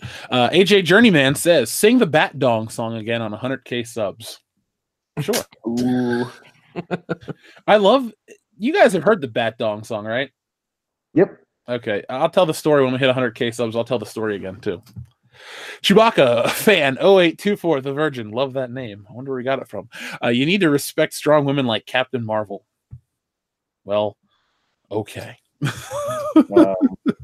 Yeah, man. Yo, yeah. You right, man. I really wish that there was a movie that I could watch. Yeah, that I could be like, yeah, man, that's a good movie. Strong, independent. Yeah. Oh wait, there are. She ain't the first. Yeah, like Ellen Ripley. Like Wonder Woman was a strong woman character, and the movie was way better. So. By the way, I finally watched Alien all the way through. Ooh, what'd you think? Okay, I prefer Aliens every day. I get that Aliens is better, but only okay. I enjoyed it, but I mean, I wasn't scared like I was supposed to be. Really? Yeah, I liked the movie. On a scale of 1 to 10, probably a 7. It looks great. I will say this though, visually, the interior of the ship, the Nostromo, looks great, but the effects for the ship effects outside did not match Star Wars, and this came 2 years later. So even special edition changes outside of it. I'm talking the original Star Wars cut. Star Wars just, I don't know, I like Star Wars more, but Alien's a good movie. I just prefer Aliens. Don't like Alien 3, and don't care about, was it Resurrection? No, we don't talk about that. No one should ever. No, we don't want to talk about Resurrection. But like this though, when Joel showed me Aliens for the first time, I was like, "This is awesome, Joel. You actually have decent taste." No, that was the first one I watched as well. Before I watched Aliens or Alien, and I still love both of them equally. They're both different films. They're both different different things. But yeah, they're both good to me. One of my favorite movies. Obviously, I still love Aliens more. Obviously, it's a great sequel, one of the best sequels in terms of sequels. But God, I remember seeing Alien the first time I was a little kid. It scared the shit out of me. Oh yeah. I'm 30. So well, that might have a part in that too. But I did like the part where Sigourney Weaver was trying to put on But I did like the part where Sigourney Weaver was trying to put on the suit in her underwear, and it was just like a very odd angle. I was just like, oh, okay. That movie is very sexual. Put it like that. Yeah, no wonder Dion has a hard on for her. Yep. She brought me into manhood at a tender age of 7 or 8. He doesn't even remember. I felt tinglies in my pants, and I've wanted to thank her ever since. Well, the channel keeps growing, man. We'll get to thank her. Did you know that at 100,000 subscribers, YouTube lets you pick a celebrity to hang out with? That's right. And since I'm the son of Andre the Giant, I won't pick a wrestler. We'll just get you Sigourney Weaver to come to your birthday party. The gods are just. The gods are just. American Trent 007 says, "Congrats, guys. Glad to be watching live again." Trent, welcome back to be watching live. I mean, I talk to you almost every day, so hey, what's up, man? Tell me who you thought won Toy Fair. Here's a name I haven't read in a while. The Hunky Chunky Funky Monkey says, there once was a man from Bombay who sailed to China one day. He was pinned to the tiller by a sex-starved gorilla in China's bloody long way. Damn, dude. Okay. That took a left turn. Yeah. So did the ship. Did you hear China's getting inducted into the Hall of Fame finally, Dion? Yeah, part of DX. It made me very happy. Deserves it. That woman is probably the most important woman in the history of wrestling. Hey, there's an important woman as well besides Captain Marvel. Yeah, I love how people want to, push this narrative of, how we talk about certain things, but real trendsetters get the respect they deserve. A hanger on like Brie Larson's just, a hanger on. Shit, China won the goddamn Intercontinental Championship, so that's she was the first woman in the Royal Rumble. There was a point where she was going to be, she was almost the number one contender. Maybe she was number one contender for a minute. She lost it. Yeah, she lost it. I'm just saying, there were a lot of things with China and these, women in other aspects, but because it's Marvel and people are so emotionally attached to what Iron Man did 10 years ago, you say something bad about Captain Marvel, it's tantamount to a crime. It's almost like you punched her in the face in real life. Like, Yeah, whoa, even though the movie hasn't even come out yet. Yep, exactly. let's all be angry right now before it even before anybody's seen it. This next message makes me kind of sad but happy at the same time, because it says, from Servant God 777, finally my weekly dose of WCBS. After a car crash yesterday me and my sister had, this is a godsend. Also, party boom! Damn, So, man, well, I'm Glad you're all right. doing okay, man. Yeah. We really appreciate that you're spending your time with us, but we Yeah. hope, I mean, we've all been in car wrecks. They're scary. So I hope you're listening to us at home. yeah. But I'm glad we're able. What? So I hope his dick still works. Oh, me too. Obviously not with your sister, but you get what I'm saying. Yeah, Dion, you're making it weird now. Shut up. I mean, not that you should. I mean, if you want, whatever. God bless. No, but I'll joke at a guy. Or I'll joke at a guy. Damn it, Dion. I'll joke it aside. Servant of God 777. We're glad you're all right, and we hope you're enjoying your weekly dose of the show. I'm having a good time tonight. You having a good time, Dion? Oh yeah. You having a good time, Nick? I'm having a great time. I'm actually proud of the content we're putting out. Yeah, I know. I'm glad Kendo's gone. He's probably still listening. He's probably still listening. Honestly, he is. Dude, he is the biggest world class bullshitters mark out there. He loves. He is. Like when he was on the show, he was still a patron, so he didn't miss out on stuff. And then eventually he's like, "Yeah, I'm now on the show. Can I stop being a patron?" I'm like, "Yeah, man. I don't, I appreciate all you've done, but you didn't have to stay." And Keno just commented. He goes, "I am." Of course he is. Vincent Repeat, that's a great screen name. Maybe at the very end of Captain Marvel, Monica Rambeau will bitch slap Carol Danvers to death and steal her powers. God, a man can wish. A man can fucking wish. I don't know what that means. Well, to be fair to Monica Rambeau, there's another there's multiple Captain Marvels, Nick. But in the 80s, there was a black woman who was Captain Marvel, and her name was Monica Rambeau, and she was well received by fans. Dion talked about how comic books have always been progressive. They had a black woman lead the Avengers in the 80s. Okay, that wasn't a big deal. It was just she was an interesting character. But we keep going back to this like new first with the MCU, and it's frustrating because Dion, correct me if I'm wrong, don't we fucking love Marvel movies? Absolutely, man. Did we not, when we first started hanging out in 2008, say, man, that Iron Man movie looks pretty cool? We were the only reason we didn't see it together is because we moved home out of the dorms. Did we not watch a bootleg of Iron Man 2 on a Monday and then on a Friday go see it in theaters? Is the last thing we did that year at school? Absolutely we did. Sir. Did we not go see Captain America, Winter Soldier on vacation in New Orleans during WrestleMania weekend? Amen, brother. Amen. Tell him. And did we not, when I came up to visit for New Year's, we were trying to kill a couple hours. Did we not watch all of Avengers Infinity War and didn't speak to each other because we were that engrossed in the story? Yes, brother. Preach, brother. Preach. Let him know, damn it. Let him know. So it hurts me to have to be so hesitant. Even Guardians of the Galaxy, which I was like, I don't know if this is going to be any good. And then I saw it and I was like, man, that was cool. A talking raccoon sold me. Trash Panda or not, I love this movie. Oh, man. But Vincent Repeat, again, I love that name. Yeah, I wish Rogue would steal her powers or Monica Rambeau. Anybody. I really wish Katie Sackhoff was there instead of Brie Larson right now.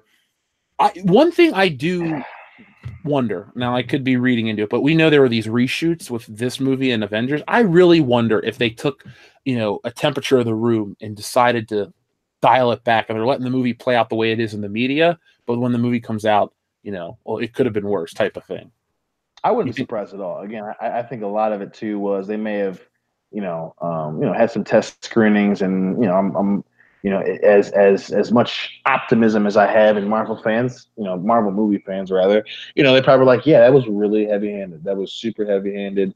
Holy shit, that's heavy-handed. And they were like, okay, well, we don't want to be that movie. We don't want to fuck up our track record, So, and again, Marvel hasn't done anything to diminish my faith in the product, but yeah, I would not be one bit surprised if that was exactly what the fuck happened. And remember, we'll be completely honest with the review. There's no reason to bullshit you guys. So on March 7th, that'll be our Captain Marvel episode. Was that 2 weeks from now? Yep. Yeah, fuck. I gotta get tickets. Yep. Yeah. That's well, you know, I don't feel too bad because typically that's kind of the thing that we do. We've been doing the last few Marvel big comic book releases. We all go see it. So I don't want to pay money in this movie. Please, I hope that I'm right in this movie. It's actually gonna be good. Fuck. Let's see, Mexi Man and Cheese. Again, now this is a super chat that I understand. I don't think most people will understand. Chris Hemsworth with blonde Chinaman hair, 10 out of 10. Chinaman hair. I love that episode of It's Always Sunny in Philadelphia, dude. It's so good. The Trash Man, and then there's Ben the Soldier. You're my Desert Rose. Yep. Who are you? I'm the Trash Man. Oh, Jesus, did I cut you, Cricket? And he's bleeding. Yeah. Slowly raises his hands up. And Real American Plays. Oh, my God. I need to watch that tonight, Mexi Man and Cheese. I need to watch that tonight. Grand Inquisitor. If they don't call the Hulk Hogan movie a Real American, they will completely effed it up. Oh, my God. I love it. What I want is all of the MCU characters to be in that movie, just as random other characters they shouldn't be. Oh, dude, that's what it should be. Dude, that's incredible. Please do that. Holy shit! Please do. Make his manager be Robert Downey Jr. and just have everybody in there. No, Robert Downey Jr. would have to be Jimmy Hart. He'd have to be Jimmy Hart. Yeah, just have all the MCU there and just be like, we're gonna fuck around for 2 weeks, just enjoy this, and that's all it is. Josh Brolin should be Vince McMahon. Yes. Oh my God. Yes. He's very intimidating. Yeah, that would work. Oh my God. Johansson is Cyndi Lauper at WrestleMania 1. Give the dude that played Claw to be Roddy Piper. Oh God. Andy Serkis is Roddy Piper. Yes, Andy Serkis is Roddy Piper. That'd be great. That would be incredible. Please do that. Oh my God, please do that. Please do that. Please do that. Oh, Dion, by the way, yes. I got the Lord of the Rings box set now. Holy shit. What made you get that? Oh, the listener sent it in the P.O. box. No, thank you, listeners. About goddamn time. So I got it right here, the extended Blu-ray edition. I really want to watch these soon. Yeah, I actually got to get the Blu-ray edition myself. I still got the DVD editions, but... What are you? What are you? Fucking fan or something? Late or something? Fucking chug Lord of the Rings. Sorry, Mighty Nick 100 says, I have a feeling Avengers 4 won't be as good as Infinity War. Don't say that. Mighty Nick, can I tell you a secret? I feel the same way because I was so blown away by Avengers Infinity War. Here's the reason why I'm going to agree with you now, because the payoff is never as good as it is in your mind. So when you get that, oh my God, Thanos won this, that, and the other happened, holy shit moment, what's next? Well, maybe never knowing is the truly great part of that. Yeah. That's how I feel. Now, I know you guys feel differently. I feel different. Well, care to elaborate? Oh, sorry. I thought you were going to say something else. Well, you were finished. Will allow me to retort. Listen, I think, again, if there's any franchise that has proven over and over and over again that they at the very least, somewhat match the fallout from a previous cliffhanger, it's fucking Marvel. And again, even with the trailers, I mean, one of the greatest indicators of a franchise that has in full stride is when they fucking play out big events. So that trailer of seeing, stadiums fucking empty, and you finally see Hawkeye, and he's clearly fucked up from thinking that his friends have been annihilated, and you have it's just all these indicators that they're carefully going over everything they did in fucking Tony Stark recording a message for Pepper Potts. I mean, God, it's just, I'm so fucking excited. Even if the payoff isn't to the same level as the end of Infinity War, the fucking journey there is going to be, oh my God, this shit's going to have nuts in it. I can't fucking wait. It's going to, oh my God, I can't. I might all the nuts. I might just cut a hole in my fucking popcorn box, put butter on it, and just tell Hillary to go to town, because I don't know if I can fucking deal with the payoff on this one. Oh my God, I can't wait. Hey, since you brought up that Deadpool joke, did you see Hugh Jackman get his Guinness Book of World Records achievement? I did. Wasn't that awesome? He was what happened? What did he get?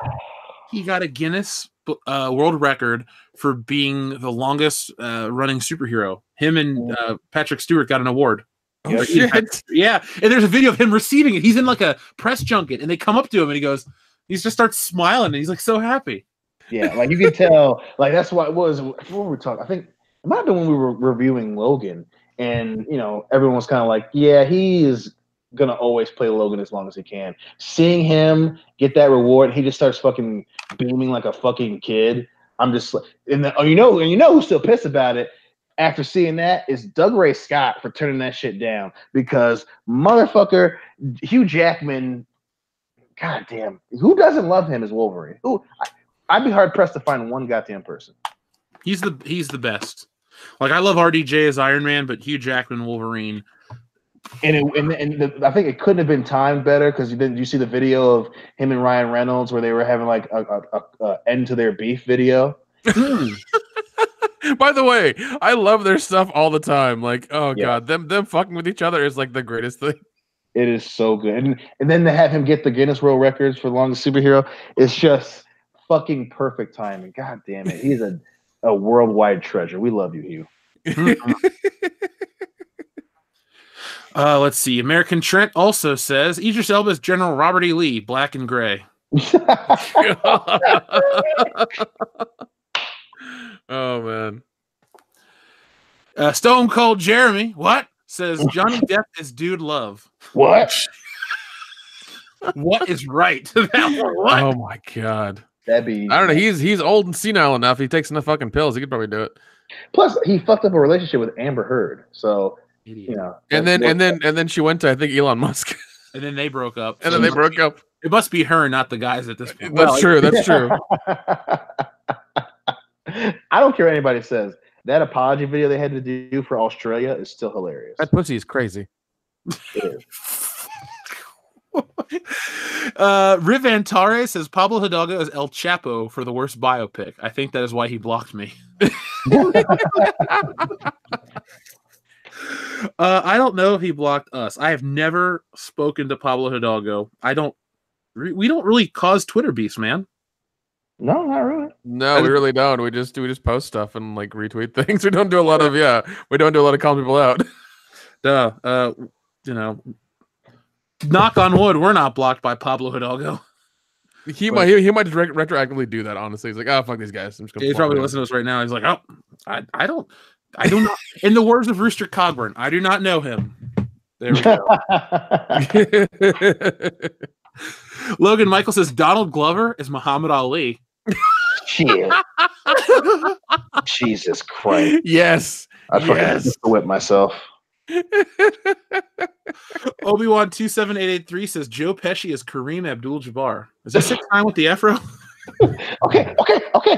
Shoot me the ball. Give me the ball. Okay. I'm cold. You're on the ice. One man, one vote. It's free the Lakers, you dumb son of a bitch. Oh, God. Dante Reese says Jeff Hicks is Andre the Giant. I think that's a great casting choice. I'm already almost that tall. I think it fits. I won't get a haircut. I should try out for the role. You really should. I really should. Dude. You really should. I won't get a haircut. And I'll just get overly muscular. Hey, that's how Sharlto Copley got the role for the A-Team. He literally took a video of himself and sent it to the motherfuckers doing the movie. That's how he got the role. I believe in you, sir. I believe in you, Andre. Well, what we'll do is we'll get our online following to 100,000. And what we'll do is get everyone to message Jason Segel, ask him to do the voice, and I will just act out the scenes. Because he has the perfect Andre the Giant. He does. Anybody want a peanut? Yeah. There we go. So I'll do the acting. He'll do the voice acting. It'll be like Darth Vader. Maybe we'll be created the greatest movie villain of all time. There you go. That'd be hilarious. Oh my god. Servant God 777 says Vince McMahon played by Daniel Radcliffe. He does need a challenge, so yeah, I'd let him do that. That'd be fun. He already played a dead body. I mean, the ceiling is not existent. That's true. Thunder Robots, hey, what's up? Hugh Jackman is Paul Hogan. He dyes his hair blonde. Jeez. And then they remake Crocodile Dundee.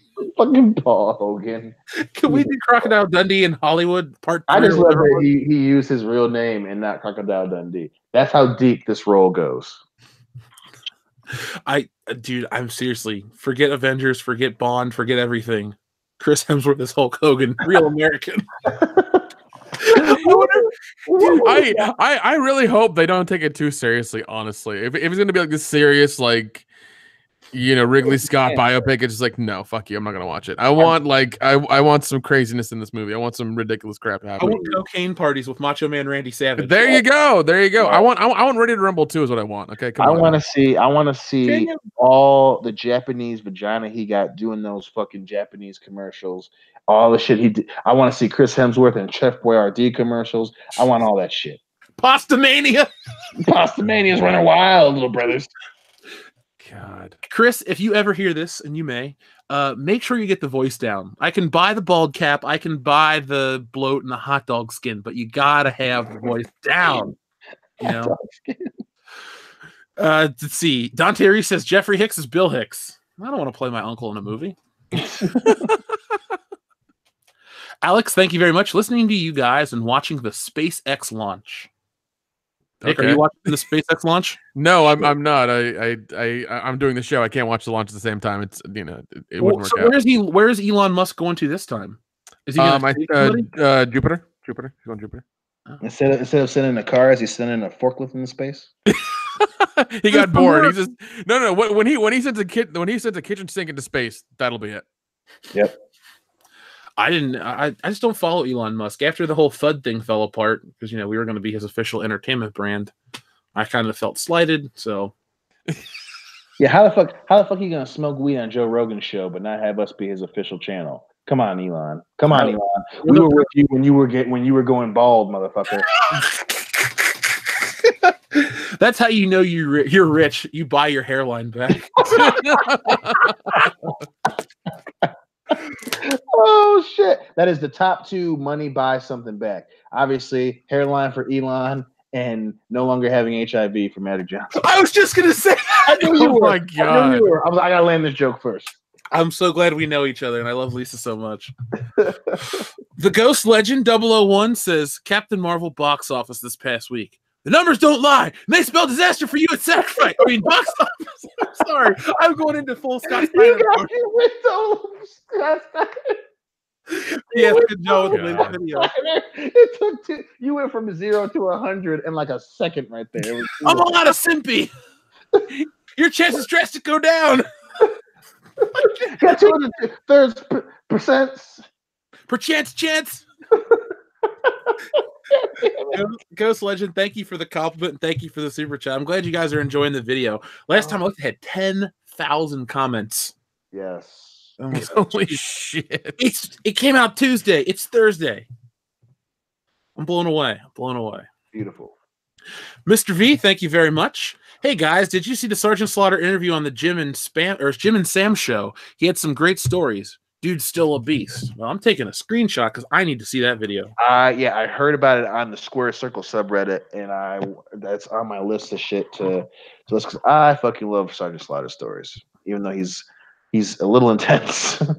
a little intense. Yeah, his man. Jawline is intense. Mm-hmm. Fucking break stone every day when he wakes up. Or legend has it. I'm gonna check that out, Mr. V. I might put that on tomorrow when I'm drawing pages, and then, you know, ask me next week, because I will get back to you. Dante Reeves says, no Jussie, no peace. God, that is such a bizarre story. Seriously. It's fucking nuts, man. It's so nuts. Servant of God 777 says Katy Perry is Rogue. No. Maybe it's a Rogue cosplayer. Yeah. If she was wearing like you know, like a Rose, Rose outfit. Could you imagine Katy Perry trying to do an accent from Mississippi? No. That's why I was finding the cosplay thing. She can wear just like, you know, a Rose bikini or something, or you know, whatever. God. Maybe they could just play that song "I Kissed a Girl and I Liked It" as she sucks the power out of Captain Marvel. You know what? I'd be okay with that. Yeah. We would get a 12-minute standing ovation. There you go. Today says, I got one. Ben Affleck is Batman. Oh, Oh, Jeez. too soon. Listen. He's still in rehab. He's trying to recover. I still never really. I never fully embraced him, but I never like disliked him either. He just was like waiting for the next one. I think he did a good job as Batman. I outside of the writing around all that shit, don't get me wrong, but I thought he was a good Bruce Wayne. I thought he was a good Batman outside of that stupid ass I'm bleeding somewhere in fucking Justice League, but he wasn't a bad Ben Affleck. Come on, he was Daredevil. He was Batman. He was pretty decent at both. Come on, people. He was in the movie The Town. He was in Jersey Girl and Paycheck. And he was in Phantoms. He wasn't a Phantoms. Word, bitch. Phantoms like a motherfucker. Yeah, I mean, like, I feel same. It's like, yeah, he was okay as Batman. Like, I think he needed one more performance to really kind of like for me to make a decision either way. But he was all right. Yeah, it was all a dream. Bikini 90, that's a name we haven't heard from in a while either. James Cameron and Rosa Salazar gave an amputee actual bionic arms. Now, please tell me how Brie Larson's attitudes in Captain Marvel is more empowering to little girls than that. I'm waiting. Yeah, I actually read the whole story, and it was wonderful. They, because of her, I think, because like you can't give the little girl like certain prosthetic arms because she's gonna grow and then the arms will be small and look awkward. But I think the ones they gave her like will grow with her, and they're really really advanced and they're really nice. Well, I mean, that's just it's a nice thing to do. I mean, that's a terrible thing that would have. I read the thing too. How she had some kind of she was sick and then they had to remove her arms, right? Yeah. Yeah. And so. Like that's just a horrible thing, and then they replace it with that. Nothing replaces your arms, but it's a nice gesture, and it'll change someone's life. All these girls going to see Captain Marvel. It's 2 hours and 5 minutes. They'll have some fun. Maybe let's say the 10,000 that would go for the Captain Marvel challenge. Let's say 200 of them pick up a comic book, and then of those 200, maybe 20 of them are inspired. You know what I'm saying? It's a movie. It's just a movie. Well, and the other thing too, I think, again, going back to the character, we've read comic books for so long. They're so, if it were kind of flipped to where, hey, we have thousands of girls watch Captain Marvel, and then thousands of girls read comic books, and then thousands of girls found other characters like Storm or Wonder Woman or Black Canary or anyone else, and then I would get that. But again, you have this clearly disingenuous, media storm and clearly a disingenuous actress behind it. She's not, she loves to call out people, but you don't see her, going to schools. You don't see her going to high schools or colleges, encouraging girls to become actresses or get into theater. You don't see her going out and marching with teachers on strike. You don't see her going out and working at women's shelters. Again, she could be doing that, but it's just very weird that she's so outspoken about all this other shit. But you don't see her trying to pay for anyone to get new arms. You know what I'm saying? So, and that's what bothers me about that whole shit. Well, even then, she could give money to those women's shelters, or even better, she could give money to places that are trying to improve women's lives in third world countries where it's even worse than here. Yeah, here. I mean, like from what I hear is like getting catcalled and things like that. Yeah, that's real fucking bad. It really sucks. It's horrible. But other countries like the horrible, like 10 things are happening that's 10 times worse. Right. And they could use the money and the resources and things like that to make their lives better. Well, see, Brie Larson's just an armchair activist. She'll say, 100%. She'll say stuff on social media, and that's fine. That tricks very few people. I mean, here's the thing: if she was out there doing really good things with her time and her pull, people wouldn't be on the internet complaining about that. Because if she was doing stuff, it'd be fine. Like, I have no interest in seeing Alita Battle Angel because one, I didn't like how it looked, and two, I don't really like James Cameron that much. But now I'm kind of more interested because of that cool gesture. I'm like, well, shit, they gave some girl robotic arms. It's kind of cool. I should go check this out because that's the right thing to do. But I don't know. People just it really all just boils down to Disney and all their bullshit. Yeah, exactly. Mr. V says, "Hey, Marvel, here's my pitch for a one-shot. Captain Marvel kills the Marvel Universe." I mean, shit, that would explain why Brie Larson's being so goddamn bitchy. Hernandez Aredes says Captain Marvel is a superhero chick flick. Be good toxic males and don't show up to the theater so that more women can enjoy their representation. Jeez. I mean, we'll see. Again, that was kind of the idea behind, A Wrinkle in Time, and none of them showed up. And here we are with a movie with Oprah Winfrey and weird makeup and Captain Kirk, and we don't know what the fuck to do with it anymore. So, dude, and the fact that they gave that chick, Ava DuVernay, the New Gods, Jack Kirby's masterpiece. it's not gonna last. Listen. The minute I heard that, they'll probably wait until production truly gets off the ground, and then they'll change her. I doubt that she keeps that. I'd be fucking amazed if she keeps that. The biggest problem, well, not the biggest problem, but a problem I have with all this stuff is they want to sell you in the media. Oh, woman director, or oh, we're having a movie with an Asian superhero. It's gonna be directed by an Asian dude. If they're truly the best, that's fine, or if they're a good choice. But A Wrinkle in Time wasn't a good thing, and that lady doesn't direct big movies like that. Right. So, and it's not like she's a fan of this. Right. Shit. They just kind of attached her for I don't know, publicity reasons. Yeah. So, like the guy that directed Blade Runner 2049, what's his name? Denis Villeneuve or something like that. Mm-hmm.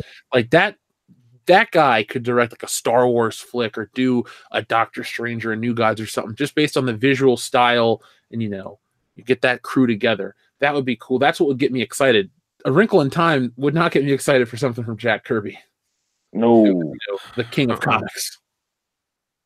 That's fucking, and it's sad too, because it's like, again, like you said, the biggest thing should be she has experience and that she fucking loves the material. Things you can tell when a director, when a screenwriter, when the visual effects team cares about what they're doing. When they want it to do well because either they care about it or two, they have so much experience that you have no choice but to see how good they are.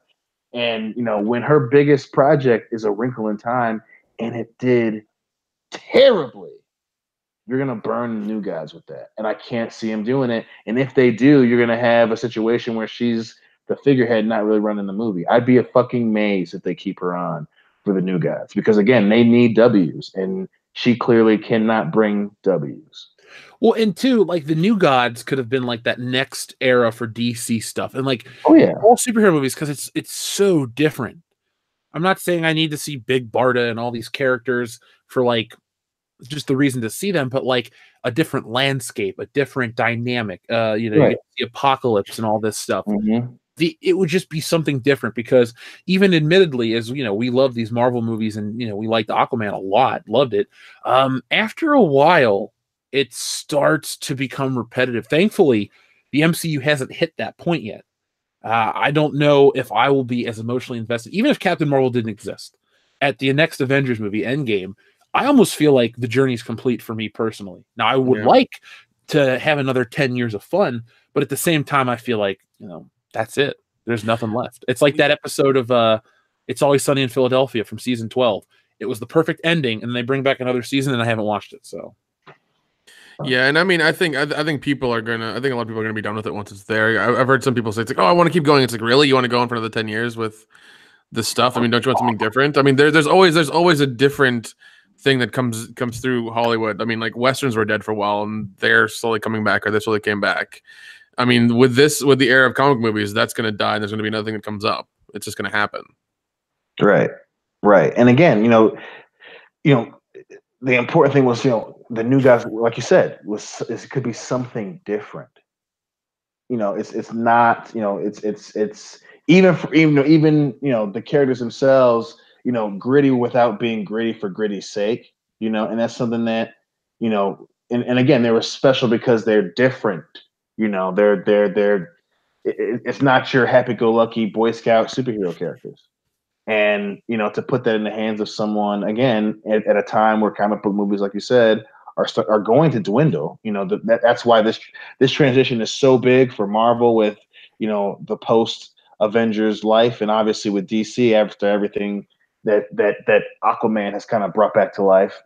That's why it's so important, and I can't see them hedging their bets when, all their cards are going to be on the fucking table here. And it's just, too much at fucking stake here.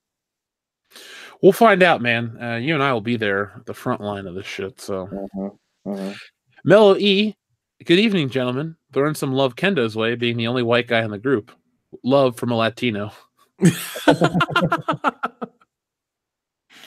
I'm sure Kendo will, and he gives a strong arm. So we'll buy Kendo an extra beer. How's that there, Mellow E? Thank you very much. There you go. Servant God 777 says Scarlett Johansson as Martha Kent. Jesus. Well, I mean, they already got Diane Lane, who already looks kind of good anyway. So why not go younger? Now. Yeah, we got a Hannah May now. So Scarlett Johansson's a good-looking woman. Bikini90 says, if you guys think Brie Larson and Captain Marvel are bulletproof, just wait until Kamala Khan makes her way to the MCU. That's going to be much worse. Now, that for those out there that don't know, that is Miss Marvel, the Muslim version where she has like growing hands. I'm not a Mark Waid Champions fan, but I've read an issue or two. Ugh, not for me. That's weird. Okay. I don't think, Bikini90, in all seriousness, I don't think we're going to see that. No. Depending on how Captain Marvel performs. And I've said this, maybe I said it personally to somebody, but Into the Spider-Verse made money, but it wasn't the big $1 billion hit or the multi-hundred. I mean, it made what 300 million, which is a successful movie. But isn't that the lowest grossing thing associated with Spider-Man? And people say, well, it's an animated movie, but don't other animated movies make billions of dollars? Yeah, like Frozen. Yeah, or didn't the Lego movie, but didn't the Incredibles 2 make a whole bunch of money? And all, well, I don't know. Toy Story 3 made $1 billion. So there you go. Yep. I think in Incredibles 2 at least made, I think it was like 800 million worldwide. So it's not like. But my thing is, when you try to bring up like the legacy versions of these other characters, so Miles Morales, Spider-Man, or Spider-Gwen, or all these other characters that aren't the ones that people know and love, you're going to have a disconnect. And I think that's also going to play a little bit into Captain Marvel too, because in the video, I talked about how Joe Rogan, I mean, I don't swear by Joe Rogan anymore, especially after the whole Jack Dorsey thing. I'm kind of like turned off. But on Joe Rogan, Joe and Eddie Bravo and a couple other people were talking about Captain Marvel, and they're like, isn't Captain Marvel a dude? And then once they looked at the old Captain Marvel, they're like, yeah, Shazam. And then they're like, no, that's somebody else. So, I mean, there might be some confusion. Even something so basic like that, there are other people out there that feel the same confusion. So we'll find out in 2 weeks. But Makini-90, I don't think there'll ever be a Kamala Khan movie ever. No, Spider-Verse did worldwide 358 million. Okay. And is that the lowest of all Spider-Man flicks? Let me check with that. Yeah, because even Amazing movies made 700 and something. Yes, it is, because Spider-Man 1, let's see which one it is. Oh, yeah, your favorite one is still the highest grossing. Yeah. Tobey Maguire for life. Yep. I'm just actually the top 3 spots are those 3 movies. Yes. Yep, they can shit on Sam Raimi all they want. That asshole at comic book story, whatever.com, and wrote that shit when they released the Raimi suit for the video games and kissed my black ass. Yeah, because like I'm looking at the first little bracket of those things. The second one says adjusted for inflation, still top 3. Damn. Yeah, so they've made the most money. The other ones haven't, and still Spider-Verse is at the bottom. I just want to put that out there, folks. Just because you may have been either too young, those movies were culturally relevant. They were huge. Like seriously, Spider-Man outdid Star Wars. Yep. Just put that out there. That movie was because back then comic movies came out, it was like every couple of years. Yeah. It wasn't like with especially with the MCU now, where like 1 year we got 3 movies at once from them. It's like that's a little much. Next year. Yeah, that's a little much. Black Panther, Avengers, and Ant-Man and the Wasp. Yeah, that's a lot. Like, calm down. Dude, I remember finding out the Spider-Man movie was getting made. Then I went to the store and picked up the action figure, and that was my first time I saw 2 images from the film, and I was like, this is going to be great. And then I remember seeing commercials, HBO did a special, everything. Oh, dude, I remember when HBO would do that stuff. I missed that. No pun intended, it was called Spider-Mania for a reason, seriously. It was 2002. Lord of the Rings may be regarded as the best, but man, Spider-Man was a huge deal. Not just to me, but like everyone was talking about it. Oh, yeah. And you could shit on Nickelback. I hate Nickelback, but that damn song was everywhere. Mm-hmm. It was just a good time to be a Spider-Man fan. And that shit carried over from 2002 through 2007. And then once Spider-Man 3 kind of came and went, then Batman took off. And that was the thing until the Avengers. A lot of people talk about the MCU. It was still second fiddle to Christopher Nolan's Batman up until the Avengers came out. Yep. And then once that came out, everybody wanted the shared universe because everybody wanted the dark, gritty reboot. That was the trend. Then it went to shared universe, and that's what we're still living in. So hopefully, the next big trend is something positive. Because as much as we can talk about how much we love these Marvel movies, think of how much damage they've done, in all honesty. The Dark Universe from not Warner Brothers, Universal was a flop. Yeah. Oh, oh shit. Yeah, well, I mean, I remember reading an article about that, and I think I talked about it whenever we had it. It's like Tom Cruise took over that whole production. Like, even though the director was like, "Hey, let's go this way," he's like, "No, we're going this way." Like, the director was just there for show. Tom Cruise was like running the whole thing, and I think that's the problem. That's what really killed it. And they've been trying to do that for years, and they need some sort of catalyst for the monsters. They can't just do them individually by themselves. It's not going to work. Mm-mm. Well, and again, I think it's definitely an interesting point that that the Marvel Renaissance kind of did a lot of damage to movies, and I think in a lot of ways it did. Obviously with Universal, and obviously with the success of things like the fucking Twilight movies and shit like that. You have these big franchise projects, but at the same time, it raised the bar. So at the very least, you see, for every attempt to be Marvel, with those failures came a realization for DC and WB.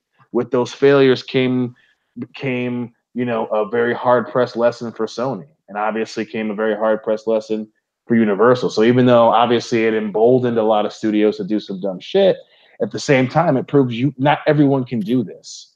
That not everyone, like, you have to pay attention, and you have to fucking make sure all of your I's are dotted, all the T's have that squiggly little line through it, and all your bitches are satisfied. Because when you fuck up, everyone's gonna jump on you. Every fucking fan is going to jump on you. And as bad as that is, in some cases, it's also very pretty good, because at least now, we're at least getting something out of DC. At least now, the Universal Dark Universe died in its crib. So it's a tough one to peg down.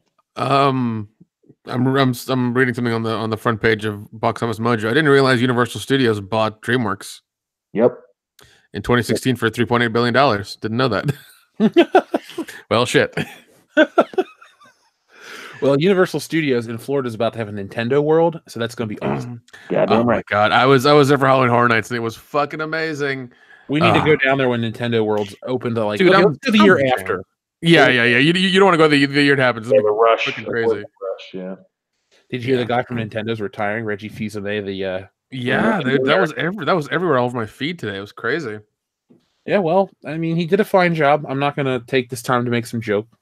Nintendo's really good right now, so I'm happy. It's been an ebb and flow under our boy Reggie. Oh God, yeah. The GameCube era was kind of shitty for somebody that was there. Like, people were like, well, they had all these great games. They did have great games, but as like a teenager, you're like, man, GameCube's fun, but look what the PlayStation gets, look what the Xbox gets. And then it's like, well, then I'm going to move over to those systems. Yeah, well, I mean, my thing was like N64, and I think this is the first. The Switch is the first one that I bought after the N64. Damn, it's a damn good system too. Yeah, and I mean, I'm enjoying the shit out of it. I got a little backup battery on the back of it, so I can play it for hours at work while I'm not doing work.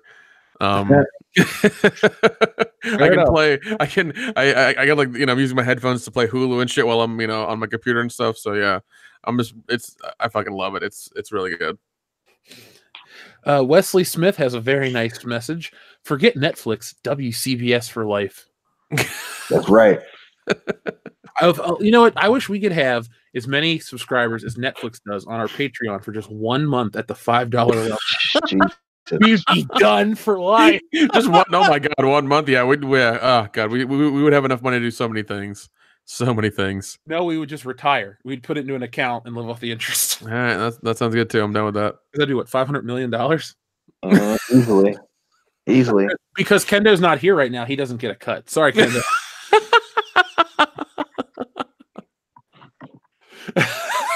John Balderdash, cool last name. Nice. Hi, WCBS. Been watching for a while. Love you guys. Regarding tonight's topic, we all know Captain Larson will get the kill on Thanos. Just wait. Nope, I stand by my original assessment. That is not how it's going to go, and I can't wait till I'm proven right, motherfucker. But Dion, even if you just all joking aside, I think that's another fear for a lot of people, and these writers want to say, "Oh, it's because she's a woman." No, because people aren't emotionally invested in her character. Seriously, like with Rey in The Force Awakens, it wasn't because she's a woman that she's a shitty character. It's that she's a shitty character. All of them are bad. Male, female, black, white, no matter what color or where you come from. Yeah, all those characters are just bad. Mm-hmm. And it's the thing is too, like everyone went to see that movie to go see Han, Luke, and Leia. Right. Oh, 100%. People are going to the Avengers to see the resolution of Iron Man, Captain America, Thor, and these other characters. Even the ladies from Black Panther and the Wakandans and all that stuff. They were introduced earlier on to where it made sense that they were there naturally. Like Ant-Man didn't play a part. Certain characters didn't. If Captain Marvel comes in and smokes Thanos and just one punch mans him, I think that'll turn off a lot of people because it's bad storytelling, and that's not a Marvel. That's not a Marvel thing. Right. And I think people should be really happy that they talk about Captain Marvel the way they do, because they hold the MCU in such high standards and they have so much faith and trust in them, but they don't want to watch it go the way of Star Wars or DC or other properties that have these lofty goals and aspirations and failed. Marvel's been holding on for over a decade. Even if they weren't the biggest game in town back in the day, in the beginning, they still were putting out quality films. Dude, Iron Man 1 still holds up to this day. Oh, yeah. So much fun. And there's no way they'd be able to redo that because of the stripper scene in the plane now. And Terrence Howard. Yeah. He's just too crazy. Oh, man. That's why he's on Empire and not doing movies. I have never watched an episode of Empire, and with this whole situation, don't feel bad. Well, yeah, I watched. My sister and my mom were really into the first season, and there were okay parts, but yeah, it's it ain't worth going to war with this motherfucker over it. Shit, man. I've been kind of addicted to The Sopranos, which is not a good thing because I got shit to do, but it's fantastic show. Oh man, do you guys have Amazon Prime? Yeah, I suggest you guys give it a watch. They have Baywatch Remastered on there. Dude, I was watching that to check it out because you know how Dion, you and I will get drunk and sing the Baywatch theme? Yeah. Oh yeah. I turned it on to watch the intro, and it was all in widescreen 1080p. Yep. Everything's remastered. It's ridiculous. Look at the boobs. Oh my god. Yeah, it's and there's no way you could make that show now. There's no way you could. I thought when we have our skit show, we need to do one season where we do famous TV intros, and we'll do a Baywatch one. Yeah. I'll be ready. Zaire, thank you very much. Movie pitch: Flintstones reboot. The Rock as Fred. Kirsten Dunst as Wilma. Helen Mirren as Pebbles. Kevin Hart as Barney. Bai Ling as Betty. And Dion as Bam Bam with Lena Dunham as Dino. I'm there. That would be the funniest shit ever. As long as that check clears, you can count me out. Listen. This is what Hollywood needs right now. They need ridiculous shit like that right now. Just have fun with it for 90 minutes. Just escape it. Just escape life and watch some really ridiculous weird shit like that. I will be totally down for that. You know what could make Blumhouse a bunch of money is if they got the rights to Evil Dead and just did Ash versus Freddy versus Jason versus Pin. Shit, dude. That's partially the reason I loved Freddy versus Jason, because I was like, oh, we're gonna get the start of this thing. Never fucking happened. It's like Jason Blum, he can do that now. He has the power. We need to be friends with that guy. Yeah, we do. Because because his movies he's making them for between 5 and 10 million. And they're making. I think you need a little more than 5 to 10 to make that movie, but no, 100%. But I'm just saying, like that's usually his budget for movies that come out now through Blumhouse. By the way, Dion, I didn't realize your name is just 2 letters different from Dino from the Flintstones. Now my mind. Every time I look at you, I'm gonna think of Dino, the fucking purple dinosaur dog. Fucking A. I'll take it. Do you see the Flintstones got a Lego set at Toy Fair? I might have to buy that for my uncle. He loves the Flintstones. Well, there you go. Potato Radio, that's a great name. Just jumped on. Is Walmart clearing Captain Marvel toys already, like Solo and Ghostbusters? Going to be the next Tico? Now, Potato Radio, I have received multiple, not just like, 2, but I've received multiple things on Twitter from different people, from different stores. So Walmart had them for $8. I've seen them for $12 or $14 from Target. So it's kind of like the Solo situation where, they're trying to get rid of stuff, and Captain Marvel toys either become a casualty or they're just getting marked down. Now, Captain Marvel figures have been out all year long. They came out early January. So, Dion, as soon as I came home, those started to pop up in the wild. It's a weird toy line as well, because Captain Marvel has 3 figures herself in the toy line. It's like Captain Marvel with a jacket, her without a jacket, her in the green armor, her as It's funny. She has a thing called binary form. And like today, all the social justice-y crap. The fact that with the mohawk and the fucking helmet or whatever. Yeah, but the fact that there's something called binary form just makes me laugh to no end. God, I hope the best thing would be if those people hated the movie and it just imploded upon itself. Oh yeah. Yeah. I'm telling you guys, don't piss away your core audience. Always go for what they love, because they will follow you till the end. Yeah. No. Hey, once again, 10 years of Marvel, come the fuck on. Dude, even something small like Kevin Smith, when he stuck with the View Askewniverse, those movies may not been like $200 million pictures, but they always made their money back, and he had a huge following. That dude really had a lot of success because he knew who he was playing to. Mm-hmm. Yeah. And then when he started doing his own artsy bullshit, then it's just like, nobody cares.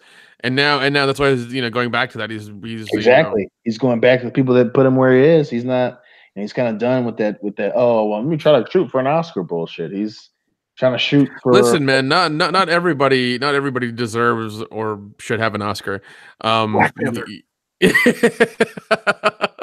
But be happy with the fucking the fucking money you're making, and the way you're feeding your family and shit. So think about that. The good life you have. Yeah, exactly. I'd rather be Roger Corman, because he's made a lot of movies. Not all of them are fucking good or anything like that, but he's made a lot of movies that made a lot of money. So. Ryan Giger says, somebody at Disney is listening. I just watched a Captain Marvel TV spot filled with laughing, smiling, and Brie even making a funny face fighting a Skrull. I guess that's in regards to my reshoots thing. I saw that too. I swear they listen to the people at Marvel. Lucasfilm, a little more bullheaded. But I would bet that we'll never find out publicly unless there's no. But I would bet $5. I'll do 5 times the Dukes Brothers. I'll give you a Christmas bonus, Dukes Brothers style. I bet you $5. That is seriously what happened. It's just my guess, but I would be willing to throw down some cash on it. And Ryan, they just. I would like to see the alternate cut of that movie that's just no fun and that nobody went to see. Yeah, it looked like a fucking weird version of Saving Private Ryan, I bet. But like, what the fuck? Or some kind of like alternate universe version of The Bourne Identity with way less charm. Where Hulk Hogan plays Jason Bourne. Yeah. Oh my God. I'm coming in, brother. Who am I, brother? Who am I, brother? Okay, what were the movies with the boat that he would do? Oh, you mean Thunder in Paradise? That was a TV show. Thank you. Well, did he do a movie first, or was it always a TV show? I think there may have been a TV movie. Okay, but I'll send a podcast your way where it's called 83 Weeks with Eric Bischoff, and Eric Bischoff knows Hulk Hogan personally. They're friends, and he talks about how Hogan would work at the Disney lot and like show up at 6 a.m., leave at 6 p.m., and then try to wrestle on certain days and stuff. It was Hogan has never been in a really good movie.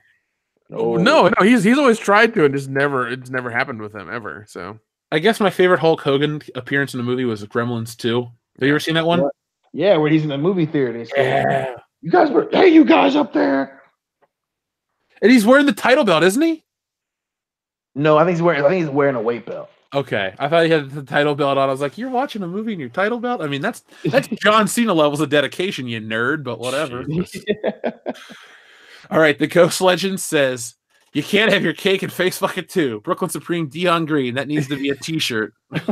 I'm taking a screenshot because that actually is a fantastic idea. That might be one of my favorite. Oh my God! You can't, man. They just flow off the fucking tongue. Believe me, I know how that goes, man. I'm glad we have our running jokes. Party boobs still might be my favorite. Thank you, man. It's gonna be amazing when we win a Grammy. For one for me. Commander Cody says, when you guys go see Captain Marvel, ask the movie theater what their spaghetti policy is. Oh, jeez. Yes. Another Charlie Kelly reference. I love it. I love it so much. Vincent Repeat. Jason wants to take Ghostbusters franchise out of the bin and return it to the iconic, financially viable status that the Ghostbusters franchise deserves to be in, because that is what heroes, spelt he, do. Well, like, once again, I'm on the fence, and we will see how it goes. Yeah, but Vincent Repeat, I think he gets the sentiment right. Oh yeah, definitely. Because realistically, like we said, it's a consumer-based thing. You can make the greatest movie ever, but if no one goes to see it, it disappears. It doesn't get a VHS release. It doesn't do whatever.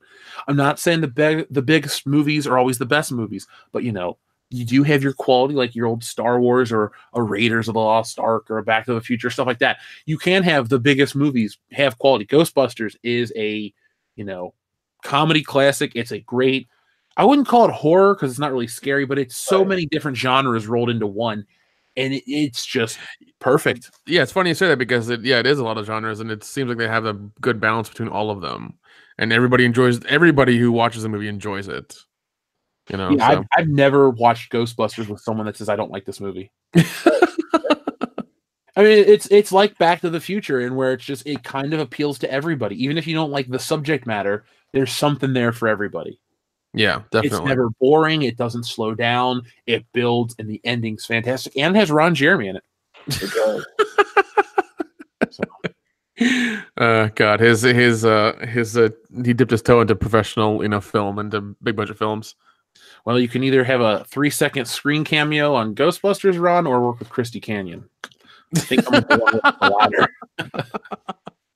But yeah, Vince, dude, I'm with you there, man. I want to see Ghostbusters return back to, at Toy Fair, we saw a lot of Ghostbusters merchandise. None of it was based on the new version. More shit I need to buy. Not one.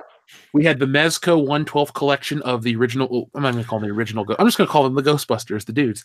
It was them. We saw small versions. We saw an Ecto 1 that turned into a Transformer. I mean, look at toys are now for adults. Yes. People on the internet can say, well, toys are for kids. Toy Fair, everything was over $20. Like with the little Super 7 figures that were like $8. What little kid wants Ajax from the Warriors or Pee Wee Herman? They don't know what those things are, and they're not going to be able to find them, only online.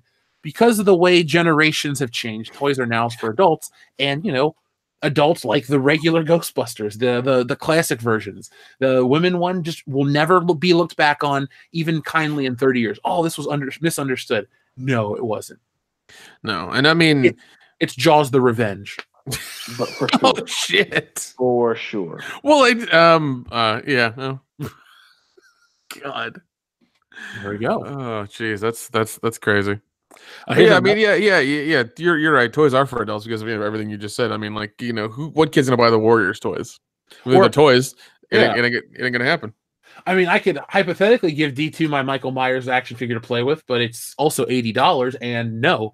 So well, yeah, I mean, that's a short list of reasons why to do that. Very short. You can also give him. You can give him my $10 Christian Bale Batman or the $50 Christian Bale Batman. You know what I'm saying? Like it works. It just the higher up you go, it's more for adults. Right. Oh, definitely. And what is it? I think I bought. I bought some Ghostbusters stuff from the Toy Fair pre-orders that happened. I think I need the Ghostbusters. I really want to get the dolls, but it's like for $1,300 to get them, and I just am not going to spend $1,300 on Ghostbusters. No, I wouldn't do that either. No, never. Reed Palancha, we haven't heard from you in a while. Thank you very much. Who wishes to fight must first count the cost. Sun Tzu, The Art of War. Every time someone starts going woke, the profits drop. They must know this by now, so it must be that they consider it unimportant. I mean, that's a fair assessment, man. Again, it's a really good assessment, dude. They want well, again, the only reason I say it's fair is because there are the correct ways to do that, right? So when you go ham-fisted and when you go and you're trying to deep throat everybody with your message, then yeah, you lose money. But and there's still movies that get the point across without being so goddamn abrasive about it. But yeah, again, everyone, their bottom line is the most important thing. The money that it makes. People spend money. That they don't give a shit about all this messaging, you know? So yeah, no, I think it's definitely very fair. I think her voice, her being Brie Larson, pronouns pal, I think her voice will be the thing that bothers me the most about the movie. Because and from the trailer, it's just so grating. We'll see. But it's going to be the 90s nostalgia getting cashed in on, like I told you. Yep. No, yeah, yeah, the 90s itself is coming. It's happening. Oh, I'm so excited to relive what I just, lived the first half of my life of. So, yeah. Soon we're going to be nostalgic for 2017, Dion. Fucking Wonder Woman, God. Yeah, Jesus. 14K re-releases, and we're going to go get 14K re-releases. $70 action figure variant. God, when they're 14K when they're beaming the movie directly into your fucking brain. Oh, it's beautiful. You're like, God, I can see and smell everything. It's wonderful. I don't know if I want to smell Gal Gadot in World War I. That might not be as hot as They didn't have showers back then. Yeah, we won't go there. No, Reed Palancha, I like your point. I think that's probably the most enlightened point of the show. So if I was giving out awards, you would thumbs up to you, man. Grand Inquisitor, thank you very much. The Rock only makes money because of us racist white people, except him because he's not too dark. He's 3 shades away from being unemployed. Sarcasm. I almost wish you would have put the sarcasm thing there, because I know, Grand Inquisitor, you're a legit dude, and I would have taken it as a joke. Yeah. I get where you're coming from. Leo Breaker 49, evening everyone. Have you heard people can't get refunds for pre-ordering Captain Marvel? Leo Breaker, I did see that the Quartering has a video out. I intended to make the Captain Marvel video as one of our... I want to do Monday, Wednesday, Friday videos, but with the comic and trying to do stuff in my personal life, it never really works out like that. So I try to get out one really good video on Monday and try to put out something around the weekend to give you guys more and more content. I intended to make one Captain Marvel video, but the situation surrounding it keeps getting crazier and crazier. I'll look into it. If there's a lot going on, I'll cover another one. Our next video is more Ryan Johnson nonsense, but this is it's going to be our best Ryan Johnson video. I got an angle that you've never heard from before, so be prepared for that. But I will look into that more, Leo Breaker, because that's unprecedented bullshit. If that's the case, you can't not give that to people. Like on AMC, I should theoretically I should try buying a ticket and then trying to cancel it and see if it'll work, but maybe I will. Crossbreed Azure, thank you very, very much. After seeing Alita, I wanted to start reading the manga because I want to know more about her character, and from what I hear, it's really good. But with Captain Marvel, I have no interest in reading anything about her. Well, as somebody who has read Captain Marvel, the Kelly Sue DeConnick, derivative, that's all I can say is you're not gonna enjoy it. And if you want to read good female characters, go back and read like the George Perez run on Wonder Woman, or go read Chris Claremont X-Men. If you just want some of the best comic books ever written and ever drawn, Chris Claremont's X-Men with John Byrne. That gets my recommendation. And yeah, personal favorite is like Spider-Man, Stan Lee, but those, Mary Jane and Gwen Stacy are just, window dressing at a certain point. And then eventually Mary Jane becomes a much more interesting character once I think it was Jerry Conway wrote something called like Diverging Lives. It's a weird name, but it's a great story. Go check that one out. I'm actually friends with the artist on Facebook. His name's Alex Saviak. He's a nice dude too. Yeah. But I digress. I apologize. Yeah, you're not missing out though, Crossbreed. Dante Reeves says, yes, Nintendo got an OP album coming out. What an OP album. Nintendo got an OP album coming out. We should have a song called Nintendo on the album. Oh, yeah. I like it. That's not a copywritten name. It's true. The Big Joe.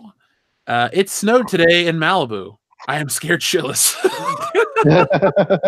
Well, it seems like any sort of like weather that happens that it's not sunny in California, people shit themselves. Like if it rains too much, or if it's too cold, or if they see one snowflake, they all freak the fuck out. Precipitation, oh god. Well, this dude's got an icon of Pennywise the Clown, the Tim Curry version. So I'm sure he's seen some things, but snow ain't one of them. Y'all float down here and the shit is frozen. I watched 2017 It the other day. God, it's so good. Can't wait. Well, the new one, hey man, the new one's coming out this year, so. All right, let me change my thing from earlier in the show. It Chapter 2, Real American starring Chris Hemsworth as Hulk Hogan, and then literally everything else. That's my anticipation. Also, John Wick 3. John Wick 3, It Chapter 2, Real American starring Chris Hemsworth as Hulk Hogan, and then literally everything else. Okay. There we go. Finalized. Done. Boom. Stamped. Approval. Next one. Servant of God 777 says, to clarify, I live in Minnesota, and it snowed heavily yesterday.